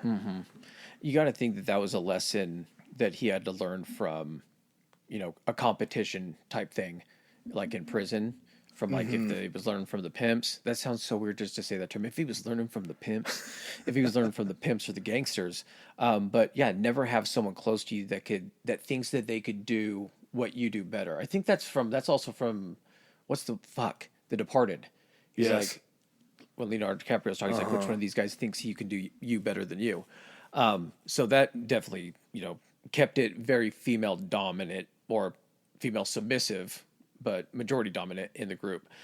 So he loads the family into the bus, basically no seats. It's just like the driver's seat. And then he just loads a bunch of like colorful rugs and all this kind of shit into the back, which you have to do because you don't have fucking seating for all of these fucking women. No. He's not taking all of them. They're not all just like, hey, yeah, we're moving for LA. Some of them have like shit in San Francisco that they're going to stay. So he loads quite a few of them in and he heads for Los Angeles to start his music career. I'm going to be a star. And they moved into a house known as the Spiral Staircase, the Spiral Staircase house. It just seems that, I think it was NBC did like a short mini series before mini series were super popular on Manson, and coming to LA and seeing all these different like house parties and stuff that he went to. But to know that he went there and was staying in a place that just became known as the Spiral Staircase house, like it had to have either been a popular situation that he had talked himself through his silver tongue and all these women. But just to get to this point in time, I mean, he had to have been starting to make moves in LA. Well, I was going to say, are they squatting in this house or are they legitimately living in this thing? I think they were living in it because they were throwing parties at it. That's true. And he also has the money that however many of these women have saved up because that they're giving him all their money. Well, and that's another thing. I think that might be where this Diane Lake note comes in. I got to figure out where this comes in. But, shit. He's running into like very famous people's daughters. You know what I'm talking about? And he's like milking them for money by having them steal their parents' credit cards and funding their lifestyle. Yeah. And it's sort of... Well, Adam's looking that up. I'm just going to give a kind of a funny anecdote. So there was this show, and I don't know how many people remember it because it was even way before my time, but I fucking loved Nick at Night. And so The Munsters was a show that was on Nick at Night. It was basically all of like Herman Munster was Frankenstein. He was the husband. Dracula's daughter was the wife, and they had a kid that was a werewolf. And then they had a normal looking niece that everyone thought that she was the freak in the family because she looked normal. But his wife, they lived with her father, and they called him like Grandpapa or something like that. He was basically Dracula.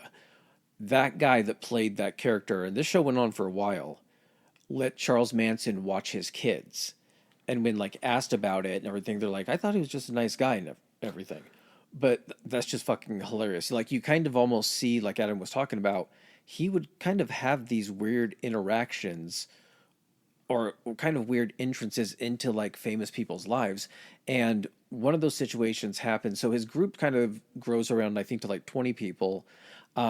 And two of the girls, I think one of them was Squeaky, one of them was Lynette, and I can't remember who the other one was, but they were walking down like the PCH or something like that, and they were fucking tripping balls.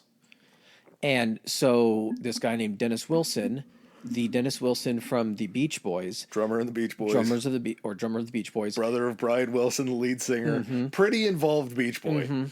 One of the key boys of the Beach.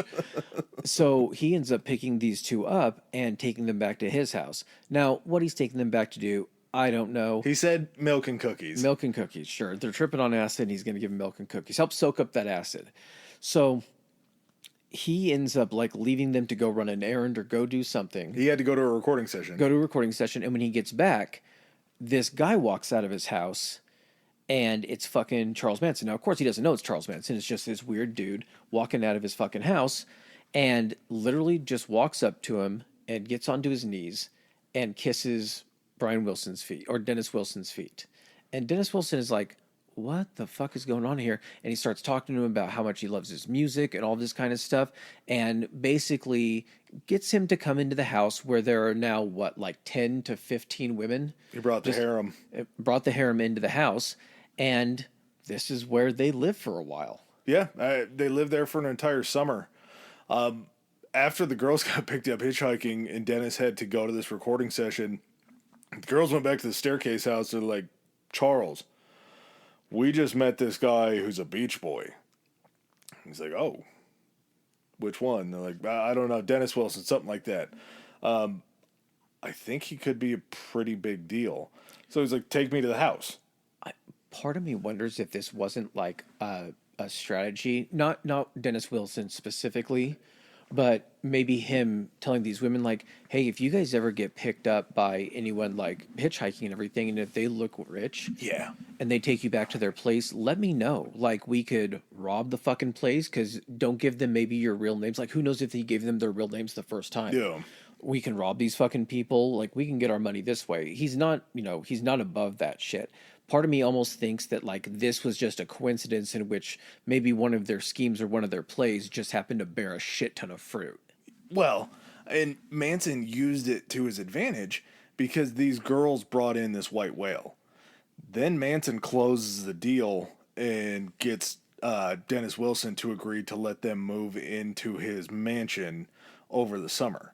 So immediately the girls are like, oh, well, he can do anything if he can just talk this guy into letting us move into the house. And this guy's very rich. Like, he just took care of us. He also showed Dennis how subservient all the women were and how he could get them to do anything. Because I believe he had the women like kiss his feet in front of Dennis. So Dennis knew kind of the pecking order and everything. And the simple fact that like Charles could be like, you three are going to go sleep with Dennis tonight. Dennis is probably like, fucking far out, man. Deal. Yep. If everybody had an ocean. Yeah, there were so many things that I think attracted Dennis to him. This is where California Girls. Probably. It could be. I mean, he steals one of Manson's songs straight up that we'll talk about. Dennis came back one night and he's just like, oh, I wish they could all be California Girls. And they're like, that sounds like a song. I guess the Beach Boys had kind of fallen a little off the radar at this point in time. And so Dennis Wilson was kind of looking for a new maybe sound for the band. And when you're all tweaked out on cocaine and LSD and you hear some guy trying to figure out how to play the guitar in real time and these women are all walking around, anything's going to sound good. Yeah, but he's not just learning how to play the guitar. He might be decent enough to sound very good on acid. Yeah. And it reminds me, when you were describing that, all I could see was that scene off of Dewey Cox where they're all sitting with the Beatles and he's just like, Justin Long's just playing. He's like, I just sit here and I play with my guitar. It's like, that's just how it is when you're on LSD. You just sit there and play your instrument. But he basically takes a song that Charles had shown him and written and brings it to the Beach Boys. We got to set it up first, though, as to why it happened. Okay. So the Manson family moves into Dennis's estate and they get to working enough to, after that summer is over, Dennis's accountant comes up to him. He's like, hey, man, the Manson family's racked up about $100,000 worth of damages for you. $100K. And he's like, well, they wrecked a car, like a $29,000 car. Uninsured car, because like the women were driving it. What's the odds that it's LSD related? Probably pretty good. They also, I guess, had ran up quite a bill at the clinic trying to get their gonorrhea cured, which maybe either Dennis Wilson contributed to or received from them himself. So 50-50, flip a coin. Good chance either way, yeah. Dennis is pissed. He's like, you guys got to go. I can't keep affording this. He ends up getting Well, he ends up leaving this Yeah, mansion. he was just like, it was probably one of those situations. He's like, instead of you guys got to go, it's like, listen, I'm not fucking leasing this place anymore, so you guys got to go. And he fucking leaves. Dennis Wilson doesn't come back into play really in this story. He kind of passes the baton off to somebody else. But yeah, so Dennis Wilson basically just leaves by not leasing the house anymore, and then just kind of walks off into the sunset. Yeah. With his gonorrhea. Dennis and Neil Young. Never thought Neil Young would have entered into this story at all. That just seems like maybe he kind of seems to fit in now thinking about his songs. I do enjoy a lot of Neil Young, and I can maybe see where he would fit into this, but I always thought Neil Young was maybe more like a cocaine guy, and I think he could have been, but LSD probably went hand in hand with anything back then. See, I think Neil Young, I think LSD. I think psychedelics when I think Neil Young. Yeah. Yeah, I guess Horse with No Name, all those kind of things are probably a little bit more LSD-ish. But I don't see that being a fat, like you're on coke and you're like, oh, there was a horse in the desert. They love, partying with the family. The family is just such a crazy fun thing. Diane Lake. It is. They just like the access to the LSD and the women. That's what it is. That's the fun time. That's what Charles brings to the table. Is he basically is just like, here, come take acid with us, and these women have to do everything that I tell them to do. So have fun. Yeah, and along with that fun, Diane Lake was known as the youngest member of the Manson family. She was the ripe old age of 14 when they were partying, and she was pretty popular with a lot of the men that hung out with Manson. That's rough. 14 years old, hanging out with Manson, run away from your family, and you're like the belle of the ball with all of these old people. Yeah. That's just not great. It's another scoop of fucked up in this fucked up Sunday we're making. Yeah. And it never ever goes well. He does get a connection out of this. So despite the fact that, Wilson is like, I got to leave. And who knows what Neil Young's doing at this point, but he's introduced to this producer named Terry Melcher. And Terry Melcher plays into this and into the most famous event of the Manson family in a very weird way. So Melcher, I think, was like the Beach Boys producer, had previously been or anything like that. Doris Day's son. Doris Day, that's right. He was Doris Day's son. And for those of you that don't know Doris Day, she was like a 1920s or 30s actress, right? And a singer. Yeah. Very, very famous for her time. Yeah. So Melcher didn't fucking like Manson. At the same time, being a producer, he's also looking out for like his clients and everything. And he sees Brian Wilson hanging out with this fucking freeloader with all these chicks giving him gonorrhea all the time. And yeah, he didn't like, he could see kind of what Manson was doing. Thought he was fucking crazy, but that basically didn't stop Dennis from introducing them. And Manson was like, you got to hear my music, man. You got to hear my music. And Melcher basically told him that he wasn't very good. And right around this time, after Melcher tells him that, is when his Kaufman Connect from jail comes through with this Universal recording tryout audition, basically, that he has. Manson shows up to this studio and has like the worst performance of his life, because they said that he wasn't used to working around like any sort of tech equipment.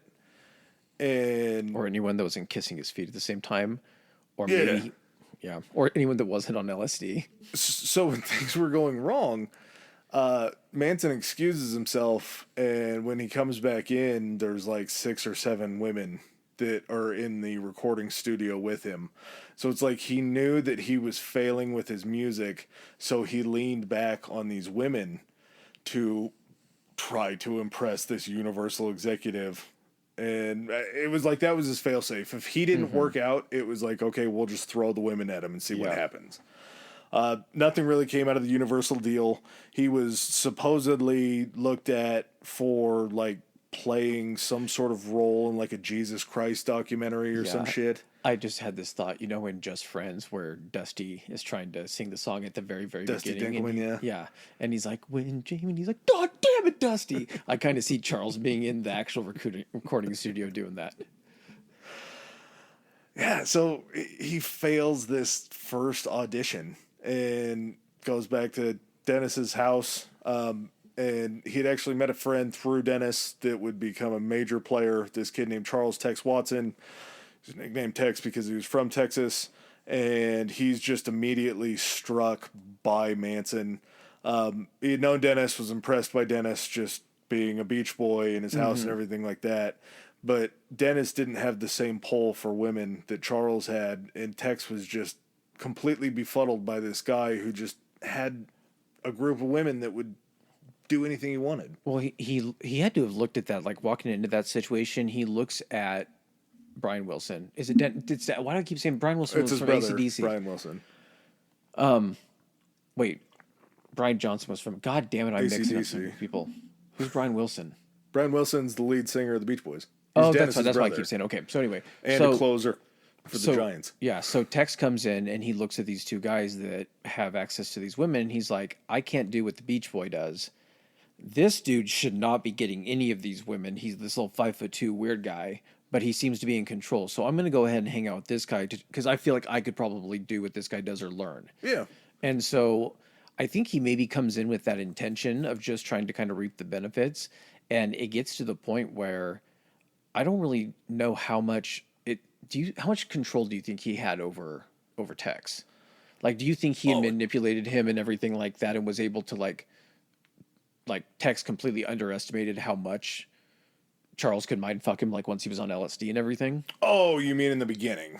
Mm-hmm. Yeah, I think he probably underestimated what was going on, but I think he did kind of connect with the message that Manson was saying because he could bend that message to suit anybody's needs. It was such a generic but like specific message that he could just change the little Exactly. details about it and it would fit into everyone. Yeah. Before they went their separate ways, just another shot at recording, Wilson had Manson come to the studio, and Wilson's studio tech was so pissed off at Manson because he just kept screwing with the wires, and he would blame the tech that was in the studio for why he didn't sound good. And the whole entire time, Dennis Wilson's like, no, man, it's okay. We're having fun. And he's got his arms around different women, and they're smoking weed and just hanging out in there. And the tech's like, I can't do this anymore. I can't work with you guys. And picks his headphones off and throws them and just leaves. And at that point, Wilson's like, oh, well, maybe he's not as good as I think he is. Oh, I'm sober. Yeah, he's sober. Why does this sound like shit? And you just see one of the girls' hands come in. Acid? Well, and that was kind of his warm-up because then Melcher brings Manson in for an audition that flops again. He did give him a second chance, and Charles invited him out to this place called Spawn Ranch that they had kind of been frequenting around the time that Dennis was kicking them out of the house. And Melcher went out there, and it was this old, like, farm ranch that was the backdrop of a bunch of old Western movies. Yeah, it was an old ranch that was like not operating as a ranch anymore, but it served as almost like you could go shoot movies there. Like it was a location that you could go shoot Westerns. It had like a certain look to it that would apply in like a ton of the movies if you were ever making a Western for the day. And so Spawn Ranch is named after, I'm trying to remember the guy's first name, but Dennis Spawn. 80-year-old Dennis Spawn. So 80-year-old Or George Spawn. Yeah, partially blind also. George Spawn allows the Manson family to basically set up shop on this ranch, and in exchange, the women are going to go ahead and do work around, keep the ranch operational, while at the same time making sure that George's penis stays operational. And this is where Squeaky actually got her name because they said George would pinch her thighs when he could actually see through his cloudy, milky eyes, and she would make squeaking sounds whenever he pinched her thighs. So have fun with that image. So he's basically, it's a bang for roof type situation out at the Spawn Ranch. Yeah. And when Melcher actually comes out there, wasn't there even a situation where the audition didn't go well and Charlie was pissed off and he started assaulting or like beating up one of like the hands that actually worked at the ranch? And then it went all wrong because that ranch hand got the upper hand on Manson and just beat the shit out of him right in front of Melcher. He's 5'2", yeah. What do you expect? Like, you're not hitting one of the women. Yeah. Yeah, and this whole thing was just such a debacle. Manson, they lived in like a burned out farmhouse, and Manson had the girls go through and clean everything up, and like instead of doing what they usually did and gone and dumpster dive, like they were going to steal food and try to make this place look really, really nice for Melcher. They come out there, or Melcher comes out there, and Manson's so tweaked out on acid that he can barely even strum the guitar. Like he's just so far gone because he just overdosed himself. The point toward Melcher felt so bad at the conditions that they were living in and just how dire everything was, and seeing Manson get beat up, that he had $50 on him, and he pulled $50 out of his pocket and gave it to Manson as like a, hey, take care of these women, let's take care of some of this stuff.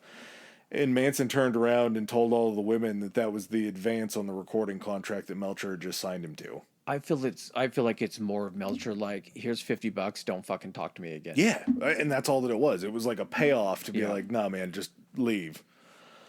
So after Wilson had lost his shit and kicked them out of his house, he ends up stealing a song. I don't remember what Manson had called it. The Beach Boys ended up calling it Love. I thought, yeah, I don't remember what it was. But they had Wilson had changed the name to I hate the fucking Beach Boys song, Never Learn Not to Love. The other thing is Melcher had a hand in that. Yep. Melcher had a hand in changing the song, and essentially they, I think, made it more like poppy. They changed the title of it, and they changed around some words, but it was still a song that Charles Manson had written. And so, like, if that, if the fucking giving him the $50 and stop talking to him didn't piss Charles off enough, stealing his song and then, changing it just enough, changing the name of it, not getting any credit were enough to go ahead and put him on Charles' permanent shit list. Somebody had, like, later on, because Charles had made these statements and these claims about how he had stolen the song, somebody had come to Dennis and asked him about it and asked him why he stole the song from Manson. And he said that he didn't steal the song from Manson. It had actually been a debt forgiveness of $100,000 to keep the song. It seems fair. Seems fair. Even he was just like, no. 40,000 in STD medication. You know how much penicillin it takes to keep this operation going? That was what paid for his ghostwriting on this song. Well, by 1969, so, it also kicks off when he gets released, where all this is happening within like a 2-year period. Yeah. So we're up to July of 1969. The family needs money like crazy. So Tex Watson ends up assaulting this guy and assaults a drug dealer and steals his drugs, correct? A guy named Lots of Papa. Lots of Papa was trying to purchase 25 pounds of marijuana for $25,000. Tex Watson comes in, says money first. Lots of Papa, fantastic name, ends up handing over $25,000, and Tex bolts. Tex never had 25 pounds of weed. What are we doing, Lots of Papa? Yeah, Lots of Papa he wasn't on his game that day. You don't have guys with you? You're walking around with 25K and you don't got your boys? So, Lots of Papa then does go back to his boys. Yeah, he goes back to his boys. He talks to them. He gets in contact with Manson. He says that he wants his money back. He's a member of the Black Panthers just to try to scare him. Lots of Papa supposedly wasn't a Black Panther. And Manson agrees to meet Lots of Papa, invites him over to his apartment. And this is, I believe, the one time that Manson thought that he had killed, or the closest that he ever got to killing. I'll explain it coming up. I think I know where you're going with the last one that they think happened that was him. Is it the barbershop one? No, the farmhand. Oh, okay. So, Lots of Papa comes up. Manson pulls out a revolver, sticks it in Lots of Papa's chest. Lots of Papa tells him that he's not afraid. He wants his money back. And Manson pops him in the chest, runs away, thinks that he got away with it. Thinks that had the intention of murdering him. Yeah. Thinks that he killed him. Thinks that he killed a Black Panther member. And thinks that he got away with it. Turns out that Lots of Papa ends up alive. But the unfortunate business of dealing drugs means that you can't go to the police and tell them that you got shot in the chest because of a drug deal gone wrong. Because if that's your business, you can't really narc on yourself. Yeah. Lots of Papa never says anything. So they end up getting away with this money. And it just sort of changes their, I mean, $25,000 may not go that far for them, but it also kind of continues the flow of them being able to do what they're doing. Based on what they've been able to survive and live on up to that point, that's got to be huge for them. One thing too, this is actually a good time to kind of introduce it, talking about the Black Panthers and everything, is basically what, every cult has to have kind of an end of days type thing. Like, why are you following the leader? Like, what are you getting out of this? So Manson had this belief, and he called it Helter Skelter, based on the Beatles song from the White Album. And he believed what would happen was there was going to be a race war to end civilization. Which, not to give him credit, but at this time in the 60s, during civil rights, during Vietnam protests, Yeah. it's looking like there's going to be some stuff popping up. The Watts riots had just happened. Correct, but here's the thing. He doesn't believe this. He invented it for his believers. He was pretty racist his entire life. No. I understand that, but I don't think he thought that it would end like this. You can be racist like he was, but not believe that society is going to collapse in a race war. I think he used that because it was something that he could aim his followers toward, knowing that they were following him into salvation from this. So Or it could be a story that MK Ultra had placed in his mind. it could be as well. So basically what this Helter Skelter is there would be a race war between white people and black people. And what would essentially happen during the racial war is that the anti-racist white people would also turn on the racist white people. They would then destroy white civilization would be destroyed from within, and all that would be left were the black people. And then after that, Charles and the Manson family would rise from their cave sanctuary out in Death Valley. You're skipping over the hole. They were going to go find a hole in the desert that they believe, or that Manson told them connected to an underground city that they would live in for 150 years, which would be enough time for this civil war to end. Then they would rise out of the hole in the desert. It was 150 years. He wasn't going to be alive. This guy's preaching everything. He could preach immortality if he's preaching the rest of it. Time moves slower in the cave dimension. Underground, it has been 150 years on the surface. Let us come back and rule.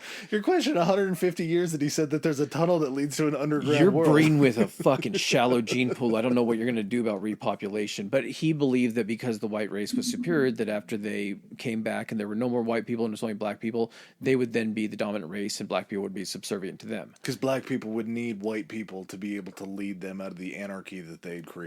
Yes. So, his words, not mine. So he got also this idea that he wanted to actually kick off Helter Skelter. So he had to be the one that, activated it. So maybe in a way that, yes, he did believe it. Going back and thinking of it in that sense, maybe he started drinking his own fucking Kool-Aid, or maybe he was just that batshit crazy. Or it was implanted in his head and he wanted to get it done. So he basically is also trying to find ways that he can kind of increase racial tensions as well, to basically almost pin stuff on the Black Panthers. Yep.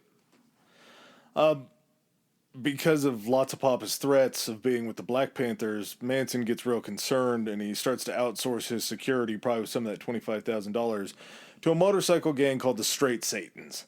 The Straight Satans sound like some badass individuals that probably aren't going to put up with Manson's shit. At the same time, Manson had made this friend that he was actually in a band for a short time with, named a name that I love and a name that I know tomorrow I'm just going to keep repeating in my head like I do after every one of these episodes. Bobby Beausoleil. Bobby Beausoleil. Love the alliteration. Bobby Beausoleil. It just sounds... Bobby Beausoleil. Yeah, dude, it sounds so good. Bobby Beausoleil was kind of everything that Manson wasn't. He was a handsome man. He was actually really musically inclined and good.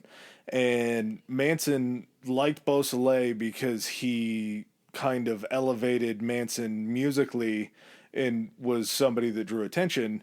But when Manson realized that Beausoleil was maybe drawing too much attention from the family, he's like, you're going to need to take a step back. Beausoleil, actually, when he came to L.A., lived with this guy whose name was Alan Hinman. And this was how this connection happens. Beausoleil ends up showing up kind of back at Spawn Ranch and hangs out with Manson and is hanging out with this motorcycle gang. And the motorcycle gang's like, we need some mescaline. Does anybody know how to get mescaline? And Manson's like, hey, do you know how to get mescaline? He's like, yeah, Alan Hinman, the guy that I used to live with. He's a major drug dealer. He's a music teacher, but he also sells drugs on the side. And so they're like, okay, well... The perfect cover for a drug dealer. Yeah. We need $10,000 worth of mescaline tablets. Mescaline stamps. Mescaline liquid, just like acid is, so you can put it on a dropper. LSD, acid are the same thing. You can put it on a stamp. You can take it that way. He goes and scores $10,000 of mescaline from Hinman. Apparently this wasn't a problem for a music teacher to get $10,000 worth of mescaline. They take it back Man's to good at what he does. Probably a horrible music teacher, but he's a fantastic drug dealer. He probably sounds awesome on mescaline. Bobby Beausoleil goes ahead and brings this mescaline back, gives it to the motorcycle club. Whole batch is bunk. Doesn't work. It's just not good stuff.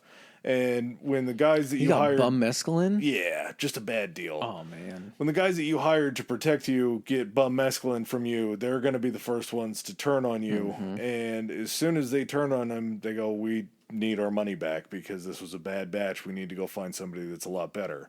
So Manson gets Bobby Beausoleil. I believe there were 2 other women from the family that went along with Beausoleil.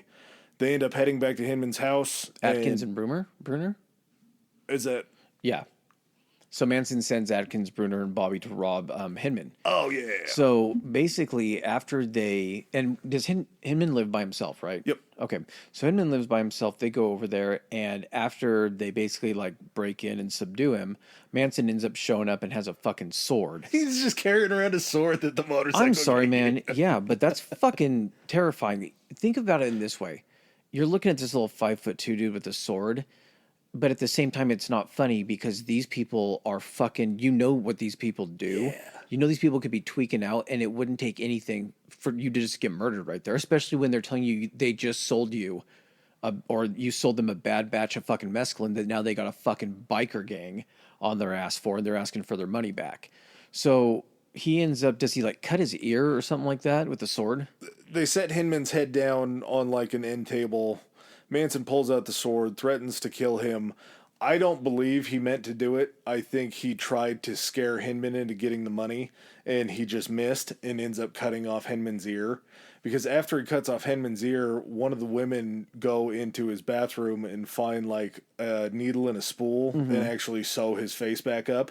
So I think that this might have been a bit of an oversight. Maybe the blade might have been too heavy for Manson that he couldn't control it on I'm used to a katana. This is like a knight sword. I'm not used to the weight on this. Well, basically, they don't know what the fuck to do at this point. So Manson fucking bolts. He's like, well, I'm not going to be here when shit goes down. But he ends up leaving, I think, 3 people there, right? Yeah, it was still Atkins, Bruner, and Bobby. And they finally have talked Hinman into signing over both of his cars to them. And they're like, well, we need $10,000. He's not like in a mansion. No. Like he's in like a modest house. He's a music teacher. Yeah. Slash drug dealer. Yeah. That's probably why he That had money's 2 not cars. being reported though. No. So Beausoleil calls up Manson and he's like, hey, this is the deal. Manson goes, we're not taking that deal. He goes, what do you want me to do? He goes, you know what to do. And as soon as he tells Beausoleil that, they go ahead and get off the phone and end up stabbing Hinman to death. After that happens, Atkins dips a rag in Hinman's blood and writes "political piggy" on the wall. And then Bobby Beausoleil sticks his hand in the blood and he puts a handprint on the wall.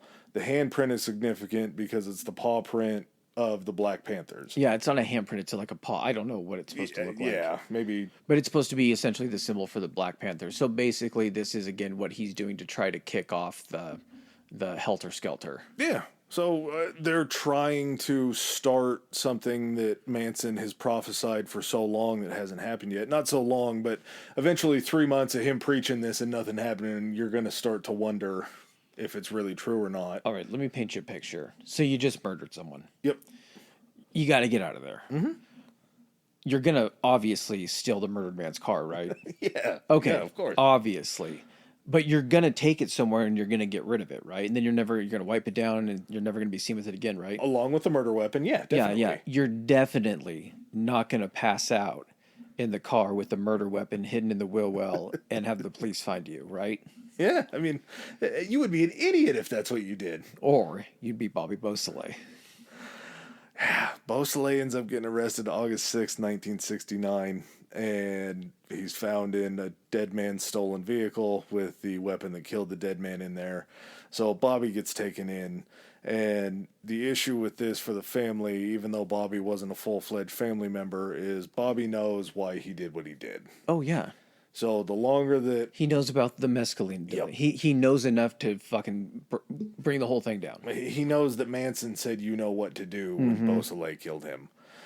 So, once the murder hits the news, they're like, well, shit, this isn't that big of a deal.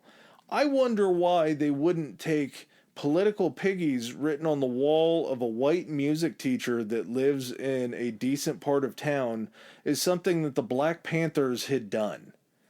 Like, the Black Panthers were largely a good organization, but the randomness of the Black Panthers just killing a music teacher Do you is think so when they dumb. do you think when they were searching the house they just found a shit fuck ton of drugs and they were like, "Oh, yeah, this wasn't political at all. No. Like this was just a drug deal gone bad. This guy was fucking. He was a music teacher. Yeah. He's just got is coke, mescaline, and recorders. And a Glockenspiel. It's yeah. just sitting there. I want to look at the fucking glockenspiels. Yeah, there's no connection at all. This whole grand plan to try to kick off this race war just is not happening. And you got to Very figure out, haphazardly done. yeah, you've got to figure out how to get Bobby out now because Bobby is somebody who could end up turning state's evidence, and then all of a sudden you're in trouble for what you told Bobby to do. So you got to do something big. And in order to do something big, they end up on August 8th going to a place on 10050 Cielo Lane or Cielo Drive. And before we get into the details on what happens on that faithful and well-known night, we're going to take one more break. All right. So, like I said before we went to the break, we come to the night of August 8th, 1969. The residence that Adam had stated prior, 1150, is it Cielo? Yep. Cielo Drive, was previously the residence of, Terry going back, Melcher. our buddy Melcher. Yep. Charlie's best friend Melcher.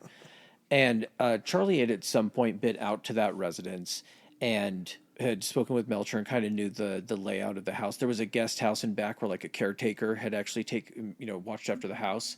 So that way, future tenants didn't have to do that. And after, I think during one of their conversations, Charlie was like, hey, I got some new stuff that you need to listen to. Melcher was trying to get out of there. He's like, what the fuck are you also doing at my house, probably? How'd you get in? And trying to get him the fuck out of there. And is like, listen, we'll meet when we get back, but I'm heading overseas for a while. And when he was leaving, he'd actually leased out his house to one Sharon Tate and Roman Polanski. That pervert Roman Polanski. Yeah, Roman Polanski's not allowed within the United States anymore because he did some pretty fucked up shit. And I don't even think they show his movies in the country. Probably not. I mean, he had sex with an underage kid. He sodomized an underage kid. Sharon Tate was a up-and-coming actress. She was very popular for the time. She had previously starred in one of Polanski's movies, which is how they got together. At the night that we are talking about, the night in question, the occupants of this house were Sharon Tate, a guy named Jay Sebring, who was a celebrity hairdresser. And her ex-boyfriend. And her ex-boyfriend. Roman was actually directing a movie overseas. And there were two other people. You're going to pronounce that name. Oh, yeah. This is the other guy. Where the fuck is it? Wojciech Frykowski. Yeah, I wasn't going to try to pronounce that. Pretty sweet name. And Abby Folger, I'll take that one. The heiress to the Folger coffee fortune. No fucking shit. Yeah. I did not even make that connection. There was a 19-year-old caretaker out in the guest house. His name was William Garrettson. And then also, was he with a friend? There was a friend that was coming up the driveway to see Garrettson, whose name was Stephen Parent. That's right. So, Manson knew that they had to do something crazy. And he knew that Melcher didn't live there anymore. But he knew that Tate lived there along with Polanski.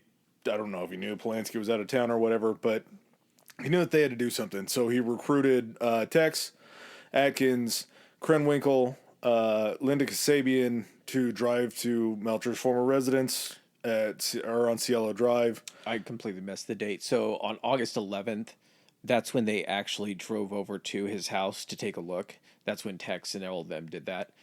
It was I have so much buildup. It was August 9th that the night actually happened. Yeah. The murders. Yeah. They get there at midnight. Tex ends up pulling up the driveway a little ways and gets out and then somehow shimmies up a telephone pole. There's a security gate, like a buzzer and a security gate. Yeah. Yeah. But before they get to that, he has to get rid of the phone lines. So he shimmies up this pole and he goes ahead and snips the phone line to the main house and then to the guest house, gets back in the car. They back down the driveway. Which at that point, do you think he's just cutting every fucking phone line, or do you think Tex knows which phone lines to cut? It seems to me that not every house is going to have a pole for its dedicated phone lines. They're all going to be routed into a location. He just fucks everyone's up. Two wires headed to the houses, though. They're underground. They go down the pole. He doesn't Not know back then. Back then, everything was above ground. There weren't underground phone lines. Okay. Yeah, it was all just hanging up in the air. It took a lot of people getting electrocuted and fucked up by wires before we decided to put them all underground. So they back down the driveway. They pull down the street a little ways, obviously, so it doesn't look too suspicious.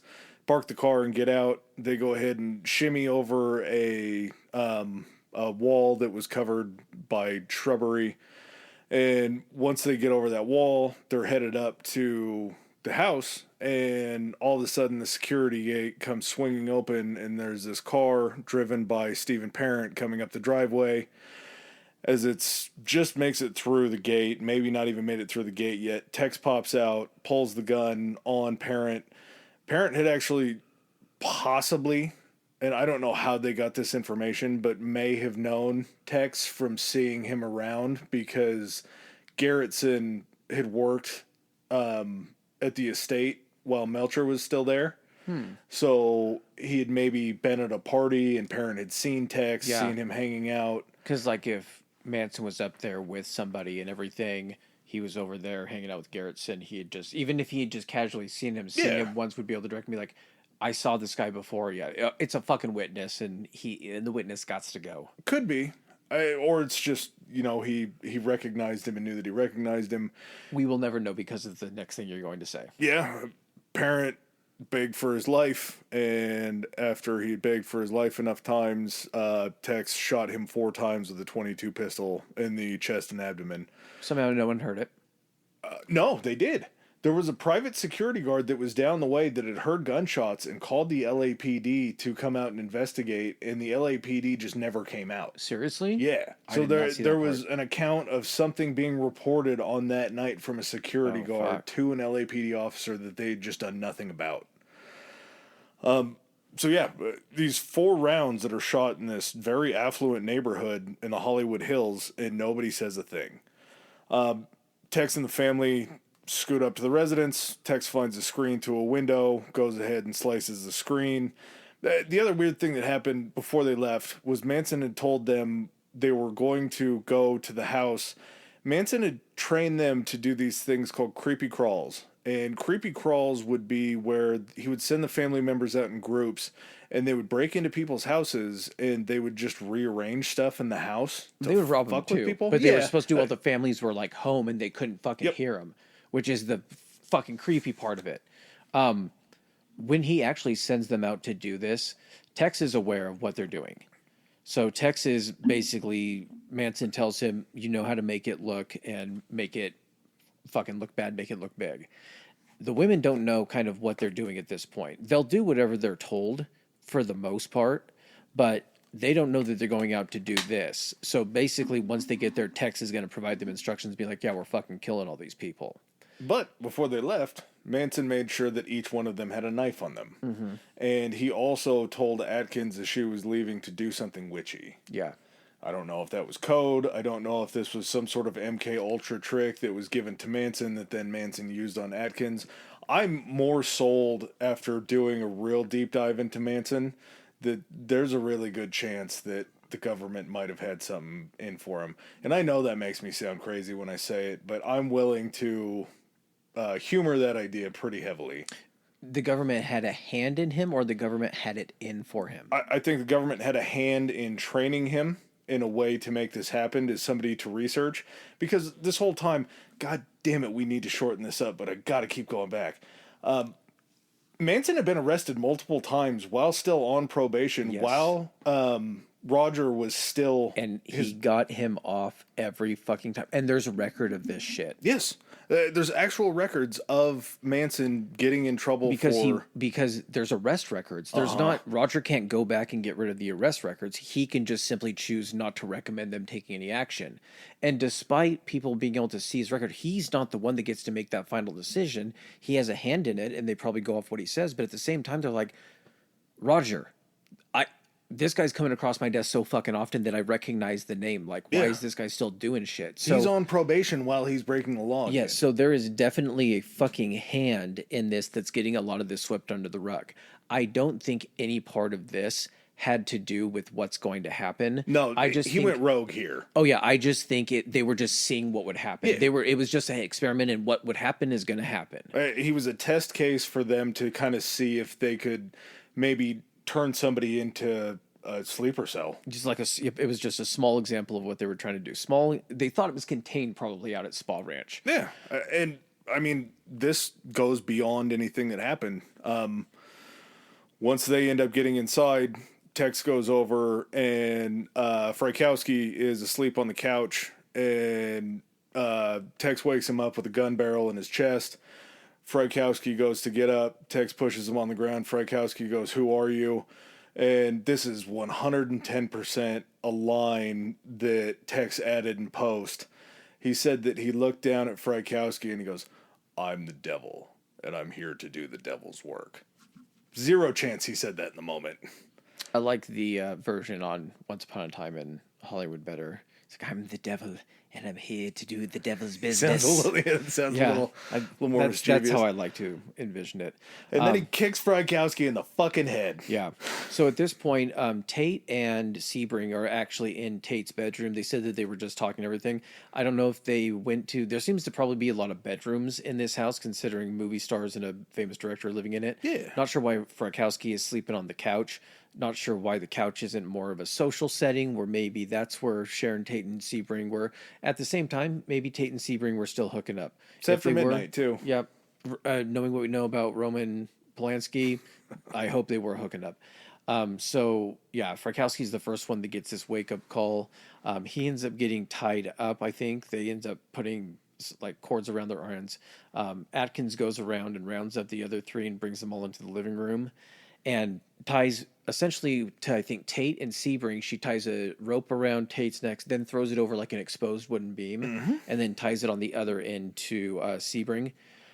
At a certain point, I think Sebring ends up getting, or Frykowski ends up getting shot after complaining because, we didn't even fucking mention this. How did we fucking forget this? Oh, Sharon Tate's 8.5 months pregnant? Yeah, fucking Sharon Tate is 8.5 months pregnant.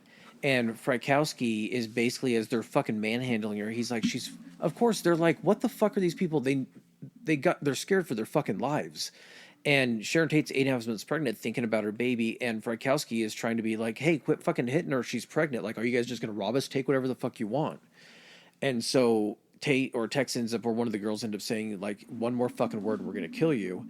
And he ends up complaining again, trying to go ahead and kind of step in for Tate, and ends up getting shot. Pretty rough old Tex to just fire one into him. I guess they asked him for their money, tried to make it also look... They always like to come back with something. Money in a story. They were going to a famous house. They needed to bring back some money for the family. It's already a murder scene. Why wouldn't it be a robbery as well?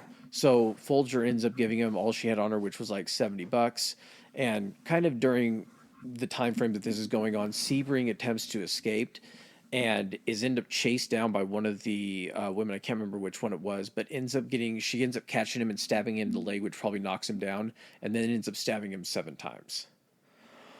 That was just the start. Well, Frykowski also, when he got shot, I think he just got shot in the stomach, because he ends up trying to make for the door and being shot in the stomach. Tex basically catches him and then stabs him and shoots him again. Frykowski might be the toughest man alive. I believe that Frykowski and Sebring are both very tough individuals, but Frykowski just refuses to give up. Dude, what do you think that's? We can't get into that, but I was going to say, imagine what kicks in your survival mode and instincts when something like that happens, and your adrenaline's up trying to like kill the pain in your body, and you're in shock, and you're just like, I gotta fucking get out of here. Flight is just going crazy. Yeah. Folger ends up escaping from what was her name? Krenwinkel. Yeah, so she was supposed to be watching her out of bedroom door. She basically ends up getting like pinned, I think, in a bathroom. Or is when they come in, she's in the bedroom, but she's swinging a lamp at her. Yeah. And then Tex and the other girls come in, and they end up tackling her and stabbing her 28 times.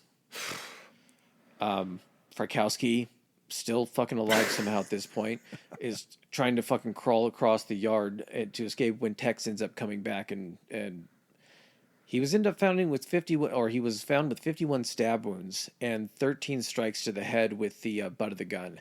I think they determined after they found the weapon that the butt of the gun had actually broken from the amount of times that he had. They found a piece off of the handle. Yeah. From all. They said that the gun had a bent barrel on it, and it had just an absolutely mangled handle on it. So, to be stabbed 51 times, to be shot a number of times, to have 13 strikes to the head with the butt of the gun, and this was after he had already tried to escape 2 times. Like, he was just crawling to try to get away. That's how bad he wanted to get out of there. Well, and what the fucking worst part of this, and there are, this probably definitely is the fucking worst part, is Tate's still the one that's left alive. And basically, she's fucking scared for her fucking life, her unborn child. She makes the deal that they can take her hostage and they can kill her in 2 weeks after she gives birth to her baby, as long as they like get her baby to somebody and everything. She offers to like just anything she can do. Atkins and Tex end up stabbing her 16 times. And Atkins then uses her blood to write pig on the fucking door. Leave the little handprint signal, and then they end up escaping back to Spawn Ranch. Once they get to Spawn Ranch and Manson asks how it goes, and they pull $70 out, and he goes, "What? You guys robbed a rich person's house and you only brought back $70? Well, how'd you leave the crime scene?"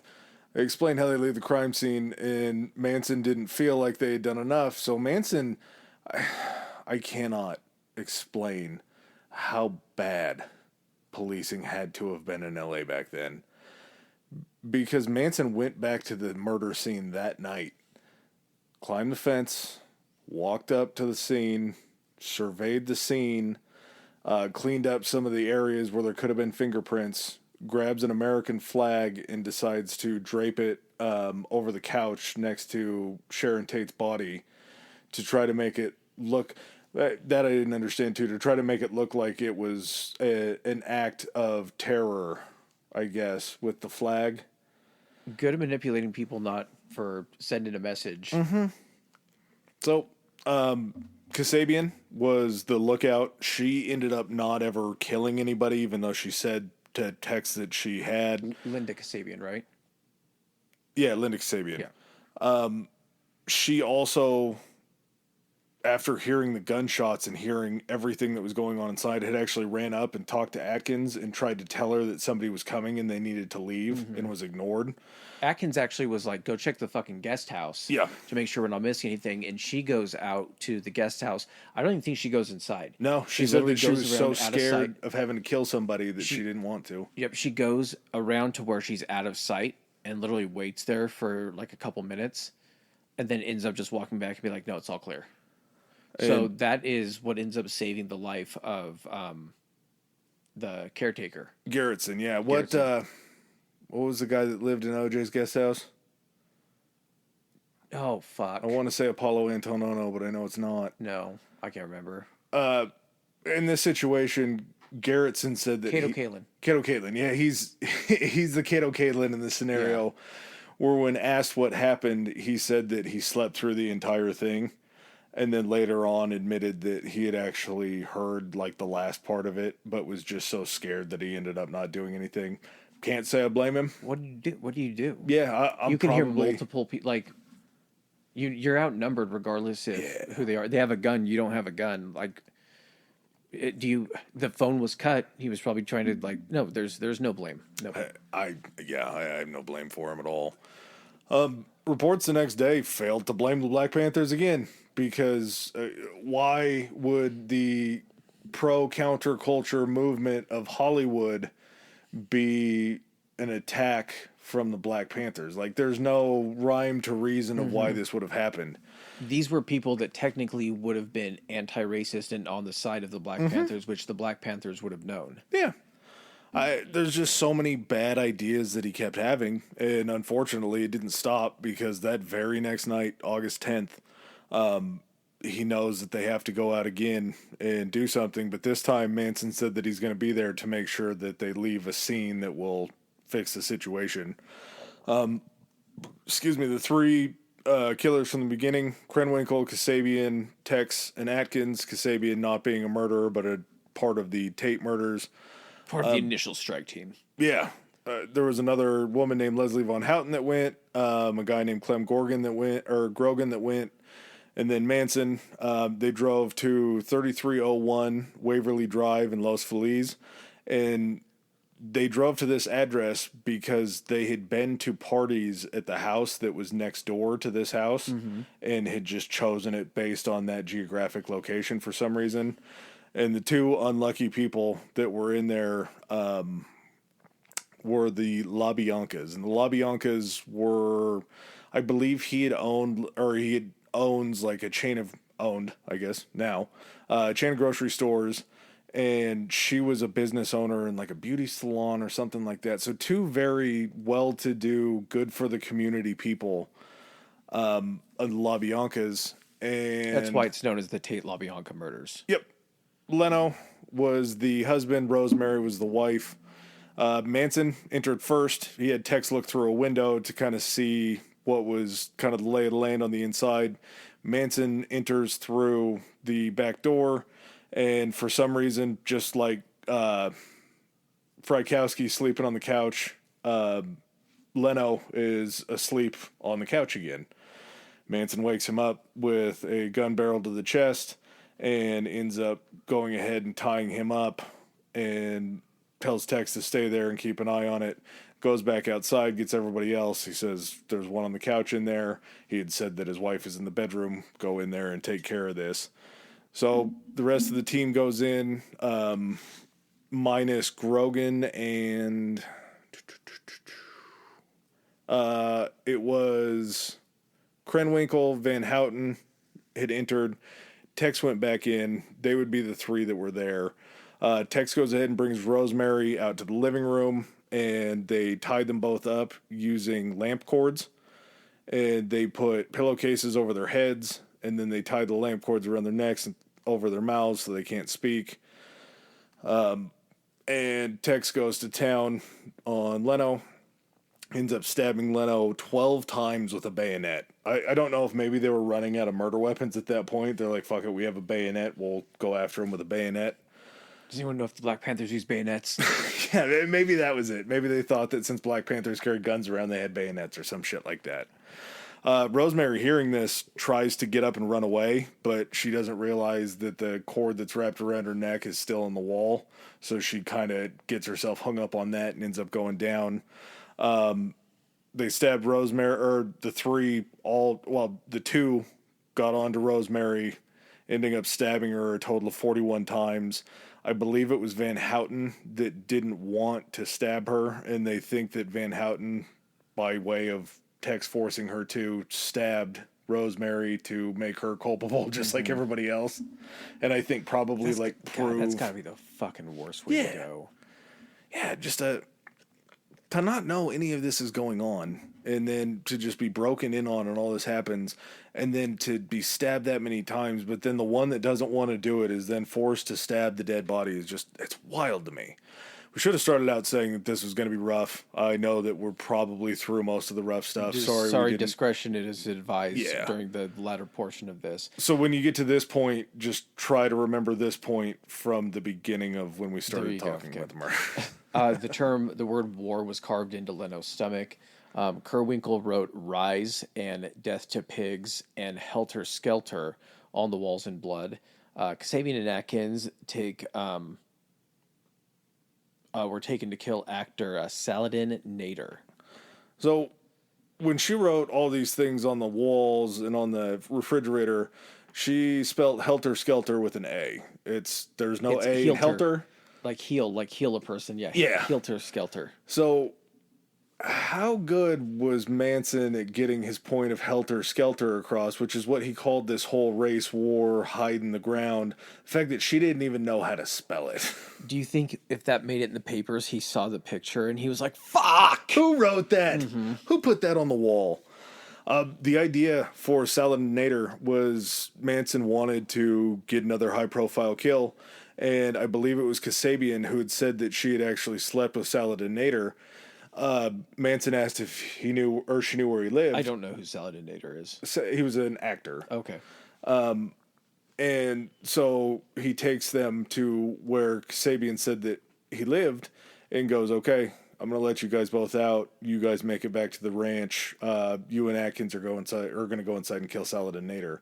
Kasabian doesn't realize that was why Manson was asking about it. And she immediately freaks out, not wanting to kill Nader and not wanting to see somebody she knew died. They walk up to the apartment complex and she knocks on a door that she knows isn't Nader's, and somebody else comes to the door and she goes, oh, I'm sorry. Goes back down, tells Atkins that she doesn't know which apartment it is and Nader wasn't there. So they end up hitchhiking all the way back to Spawn Ranch. Meanwhile, at the LaBianca house, they have done such a just poor job at planning this crime scene to the point to where they actually stayed around and took like chocolate milk and watermelon out of their fridge and ate and drank the chocolate milk and watermelon and just like threw the rinds in the sink, and then cleaned themselves up in the LaBianca bathroom and like showered off all the blood and everything like that, and then hitchhiked themselves back to Spawn Ranch. So they left all sorts of, if they had DNA testing, fingerprints, anything that they could at this house. It was just such a stupid thing that they all did that. But to hitchhike back to the house, if there's 3 people that are covered in blood, you're probably not getting a ride. Well, the Spawn Ranch ends up getting raided on August 16th, but not for what you think it should have got raided for. Apparently there was already something in the works, and in a completely unrelated note, it was for a major auto theft case. They were stealing VW bugs to convert them into dune buggies because Manson said they would need a way to get to the hole in the middle of the desert. You can't drive a regular car out there. What are you talking about? I mean, you got to have dune buggies to get out into the desert. So by some, you know what? It's not even some miracle. It's business as usual. They're fucking released. The police are still trying to find out what's going on, if there's connections between the LaBiancas. They know that those ones are tied together. I don't know if they've tried to tie back together the one before. Hinman. Yeah, I don't know if they've done that. But they don't have any leads to indicate that it's being pointed toward the Manson family. Well, and they also do know, they've kind of put together through Pig and everything like that the murders were done in sort of a style that Bobby Beausoleil got picked up for the first murder. Mm-hmm. So instead of them being like, well, these murders kept happening after Bobby was arrested for the murder, so it couldn't have been Bobby, they're like, well, maybe Bobby wasn't the only one that committed the first murder. Yeah, they probably knew that there had to be multiple people. Mm-hmm. Like there's ways to indicate that. So the family ends up moving to this place called Barker Ranch in Death Valley. So they're getting closer to the desert. Yeah. They're trying to get there. The reason that they weren't arrested for the auto theft, they got off on the technicality that the search warrants were misdated, so they became void for the search warrant done on that day because it was illegal because they didn't execute it on the day of the search warrant. Tell me that that's not some maybe we fudged a few things. That's some Roger for Smith stuff. Yes, yeah. Because at this point, Roger doesn't know that they committed all these murders. He has true. no idea. He's got to keep them in operation. And what you guys are getting arrested for some auto theft? No, I'll take care of that shit. Well, Spawn Ranch, before they moved, back at Spawn Ranch, this guy named Donald Shea, who was like a ranch hand, was actually murdered by Manson, Tex, and Steve Grogan over some altercation. They thought that he was the one that fed the police the information about the auto ring. That's right. Okay. So they do end up moving to the Barker Ranch in Death Valley. Got to get away from that murder scene. And a second auto theft raid arrested about 24 people. 24 people. Manson was the last one to be taken in. They'd gone back after they had arrested the 24 people because Manson wasn't there the initial raid. Mm-hmm. And when they went back, they noticed that there was a candle that was sitting on the door or sitting on the table. So they go inside the house and are looking around and can't find him. They're searching the rooms, and all of a sudden they walk into the bathroom right as the cabinet underneath the sink is closing. Mm-hmm. Manson was so small that he was going to try to hide in the sink cabinet to try not to be found. Jesus Christ. Guy pulls his gun and he goes, "Come out. I have no reason not to shoot you," or something like that. And Manson just holds his hands up. He goes, okay, I'm coming. My name is, Charles Manson. I am God. Like, that was just what he said to him at that point. Like, maybe I can try to spit a little game on this guy to see if I can get out of the situation. Are you stupid? And the whole idea that he had pitched them to move out to this second ranch was to go out and try to find this hole in the desert that he said led to this. It was to get away from the fucking Yeah. heat that he knew was going to end up coming down on him. Let's get off the fucking grid. But they couldn't figure out how to stop this auto theft because he kept telling them to steal cars. We to need turn them fucking into dune buggies, Adam. They took them last time. Yeah, what do you expect us to do? We have to make more dune buggies. You guys didn't leave us with the old dune buggies. So they're all, incarcerated at this point, but not for any of the murders. Well, Atkins gets a little bit fucking chatty to her cellmates and starts talking about the fucking Tate-LaBianca murders and all the other shit. Casbian, Tex, and Kerwinkle had actually not been taken during this raid, and they end up being caught in Texas and Alabama. Oh, and then also New Hampshire. So they were fucking spread out. After the information from Atkins, I'm sure, and also getting information possibly from Kasabian, Tex, Kerwinkle, not admissions or anything like that, but getting information as far as possible DNA, fingerprints that might have been at the scene. Yeah, because they were bad at cleaning up. Mm-hmm. Also, not having alibis or anything like that. They all end up getting convicted of the murders along with Atkins and sentenced to death. And this sucks because they were sentenced to death. And then I believe it was the very next year, the California Supreme Court ruled that the death penalty was unconstitutional. So they all had their sentences commuted down to life without parole. And then 5 years after that, the Supreme Court came back and they're like, no, actually the death penalty is constitutional.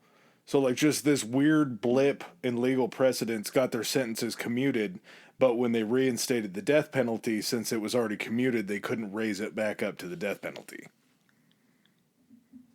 I mean, that's just bad luck. That seems something unrelated because there completely unrelated. Yeah, it's just the most unlucky thing ever because we could have been done with the Manson family that had been imprisoned pretty soon after they had done it had they not struck down the death penalty for a few years. Yeah.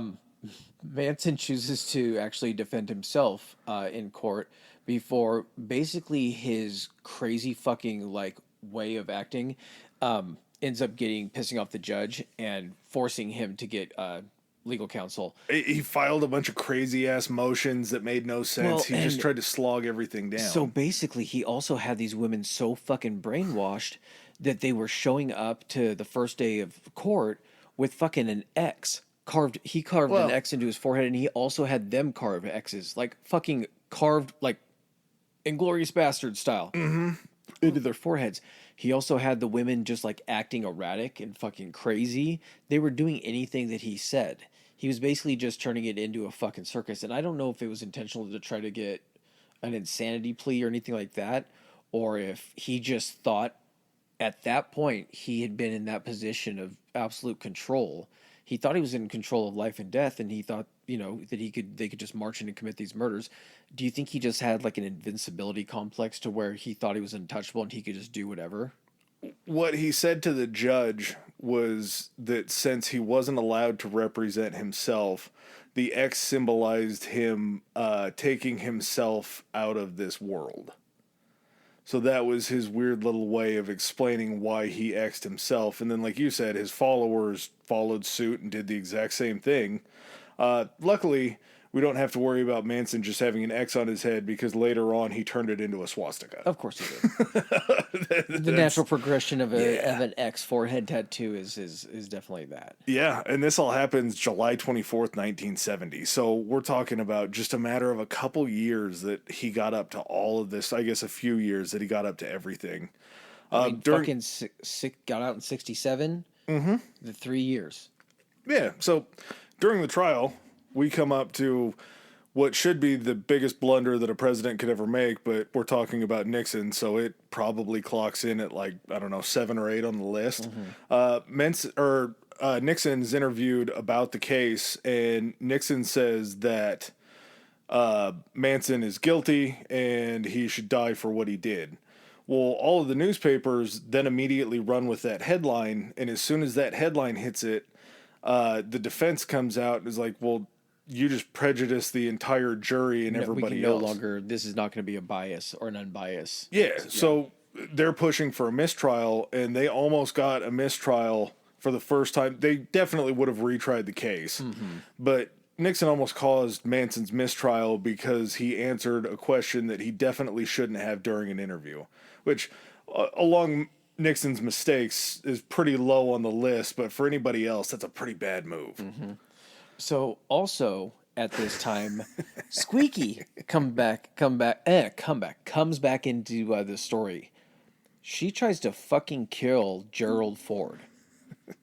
President Gerald Ford, and she gets so fucking close. I'm talking a foot and a half away. Aren't there pictures of her with a gun drawn, pointing it a foot and a half away from Gerald Ford?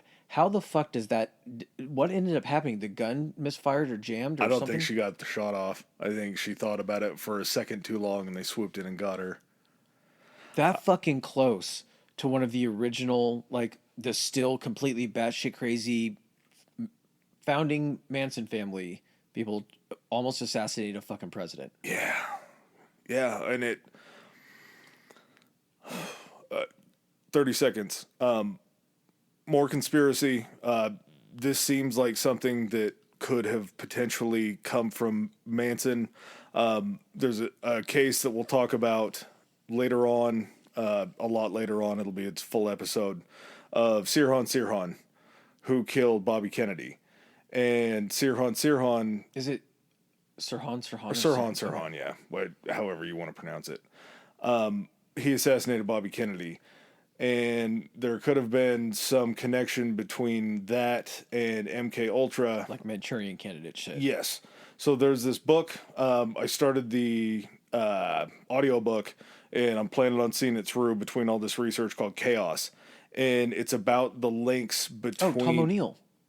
Is it Tom O'Neill? Yeah. He had been the guy that was originally hired by Premiere Magazine to write the story, and it ended up turning into a 3-month job into a 20-year book. And he interviewed, what was the name of the attorney?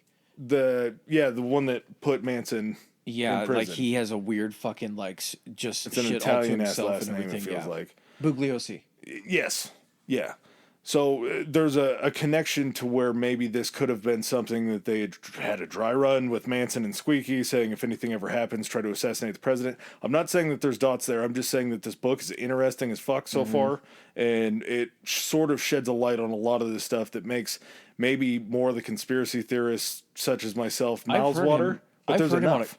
I've heard him on a couple podcasts. He does not seem like an out there guy at all. No. And he's willing to be because I'm not sure of that, I can't discuss that. If I have proof of it and I can confirm it, then I'll go ahead and discuss it, and that's why stuff's in the book. But he's like, I don't speculate on stuff that I'm not completely sure of. Yeah, so, I mean, if you're into this stuff, I would definitely suggest Chaos, because it's a lot of fun. MK Ultra is a known secret government program. The information came out, I think, in the 70s when there was a release of information. And so, I mean, go listen to the episode on that and then dive into that because that shit is fucking crazy. Operation Midnight Climax. It'll also lead into COINTELPRO that we did another episode on about the fucking spy program that Hoover was running. This shit, when you listen to it, it all starts to make sense, and not in a conspiracy way. It's just like, oh, bad people get into positions sometimes, and they just don't realize that they have limitations. They think they can just do anything they want, and fucking Hoover was a prime example of that. Yeah, there's just so many things that come out of it, and it sounds so crazy to say, but the truth is somewhere in there, and I feel like it leans more towards the conspiracy side than just how everything goes. And it sucks to admit that because it's a governmental organization. You want to trust the government. There was one thing that O'Neill did say in one of those interviews where he said that had this happened after after Nixon was impeached and sent away, it probably would have changed the outcome of a lot of the stuff that was hidden by MK Ultra about Manson, because people would have been more skeptical of the government, that they would have dug into Manson more and maybe found these connections. But since we hadn't broken the trust of the American public with Nixon yet, there was still this belief that there's no way the government ever could have been involved in these situations. A lot of sense. There weren't any cracks in the armor yet to make you look deeper. That makes total sense. Getting back to the trial, so Linda Kasabian ends up being given immunity. She ends up like turning state's witness, giving a ton of information. She was also, and I'm not making an excuse for her, but as far as the people that like went stab crazy, she went the least amount of stab crazy. And then there was also the possibility that she was forced into doing it. She was still there. She put herself in that situation, but she at least tried to do the thing she should have done, and basically turned on everyone in that situation and provided all the information they needed to lock everybody up for fucking ever. There's so many other, I believe there's 24 other murders that are loosely tied to either after Manson was taken into custody, he received a death sentence too. His was also commuted. The trial's not really much to talk about because it's just kind of a sideshow. There was an attempt at one point for other members of the Manson family that hadn't been arrested had tried to hijack a plane in order to trade the hostages for Manson to get out of prison. Jesus. There's a lot of other murders around other family members that they think may have had information. Two of them come to mind where the explanation away for them dying and being shot was they were playing Russian roulette. Even though one of the Russian roulette deaths, when they found the murder weapon, it had all 5 bullets still loaded inside of it, so hard to shoot yourself. Kind of not Russian roulette at that point. Yeah. Kind of not roulette at that point, yeah. So there's so many other things beyond when Manson was finally arrested where the family was still operating as if he was their messiah and they needed to get him out of prison. It was exactly kind of, it's the title of the book. He's like, if I ever get put away, I want you guys to just fucking cause chaos. Do whatever you have to get me out of there. Yeah, chaos was a secret. It was the hole in the desert. It was the plan. Yeah. Because that's the only direction that it could have fucking gone. But it was an actual, like, program that they had called Chaos. Oh, it was? Yeah. Oh, okay. So, and we'll have to look into it and see how much there is. On the note a little bit. For an episode maybe on Chaos. But just this whole thing, Manson had this just absolute hold on these women for so long, and it never really stopped. At the time of Manson's death that we're getting to, he had actually been in a relationship with like a 26-year-old woman who they had actually had a marriage like certificate drawn up, but they had never had the actual ceremony in order to, I guess, solidify it or whatever. Yeah. But enough to where like he was still drawing these women in from prison because they saw the story, and he still had some sort of this like angelic hold. A lot of stupid people, Adam. Yeah. That's why this whole thing happened, is that when you get enough people, we have too many people on this planet. When you get enough people, you get a much higher concentration of the really, really, really dumb ones. And then that's where you get into situations like this. At the same time, you have outside interference from certain programs that are kind of allowing this to just be like, ooh, let's see what happens next. Let's see where this goes. And just the lust to get this information. Manson did a lot of interviews from prison. the fucking craziest thing too is this story doesn't fucking really, I mean, it's still we're talking about it right now, so obviously it never ends. But the closure of kind of this whole thing doesn't even happen until fucking almost 2018. Yeah. November 19th, 2007, he finally fucking dies as a result of cardiac arrest from complications of colon cancer. So it only, the colon cancer only got him roughly 50 years late, 50, 60 years late. Had it gotten him a little bit earlier, if colon cancer, if you're going to show up a little earlier in this situation. Yeah. And he was just the perfect example of right place, right time. I mean, I don't think, and these Manson murders sort of started to change this counterculture movement and sort of was the death of this era because we had a chance to pin something on such just a bad person. These people were like, when you think of like flower children and hippies, these are kind of like the dirty versions of that, but still having that kind of same free love, like weird commune type attitude. And so as soon as this happened, the finger got pointed and it was just, see what this leads to. And public opinion at that point may have been like, hey, they're really not hurting anybody. They're kids, they're just experimenting. But then when you actually put murder into it, and multiple cases of murder, it's like, this is what that leads to. Yeah, it changes the whole outlook on what the movement's doing. And as far as hippies and stuff like that go, I have a real push-pull because I find it endlessly interesting. There's just so much to it and just the movement. I don't believe that any of their protests or anything like that went too far. I think they were protesting the right things. I think the movement was headed in the right direction. I don't agree with any of their sanitary habits.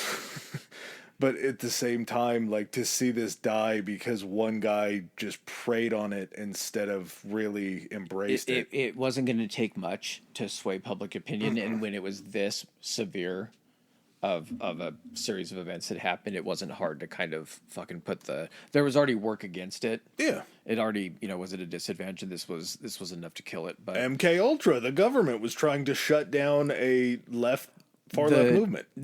It was literally like 2 months later after fucking the murders and after Manson and them got arrested. It was like a month or two later that the Haight-Ashbury Clinic closed. Yeah. Odd. Yeah. Odd real how fucking that weird that they happens. packed up shop and got the fuck out of there. Probably destroying a lot of records along the way. So believe what you want to believe. But man, I knew, about the Tate-LaBianca murders and everything like that, but the most fun thing for me on this episode was getting to kind of see how like he was shaped psychologically and how he acquired the skills. I had no idea. Like, I thought he had just got essentially kind of like lucky and was just one of these, there are these charismatic people that can get people around them and everything. And I knew about like the LSD, and I knew kind of about like, obviously MK Ultra, but to learn that he had skills and he was actually like being shaped and he doing this as he was in prison for half his fucking life. And then he used that as well as the drugs and the culture and everything to be able to do this shit. That was the fascinating part.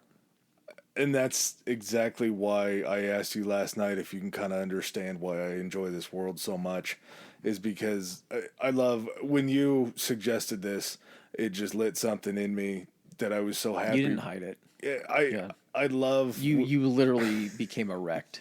Yeah, it's in front of me instantly. This stuff is so endlessly interesting to me, and there's sometimes that I wonder if I'm just awed because I like this stuff.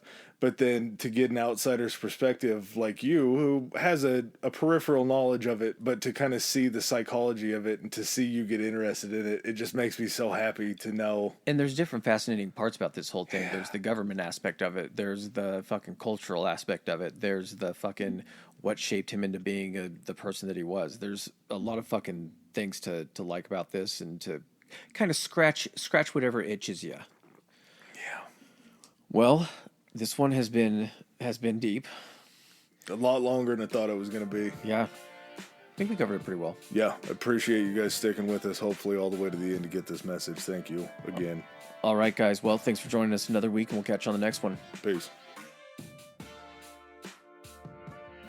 All right, ladies and gentlemen, thanks for joining us for another episode. If you like what you heard, hit that subscribe and like button. Follow us. If you didn't like what you heard, still hit that anyway, because we'll probably cover something in the future that you do like. Please follow us on our social media. Adam, hit him with it. Our Instagram is historically high pod, historically high pod. And we are on Twitter at historically high. That's historically HI. All right. And if you guys want to send in any feedback, suggestions, hit us up on those two, or you can even do it on Gmail. It's historicallyhighpodcast@gmail.com. Thanks again. Peace.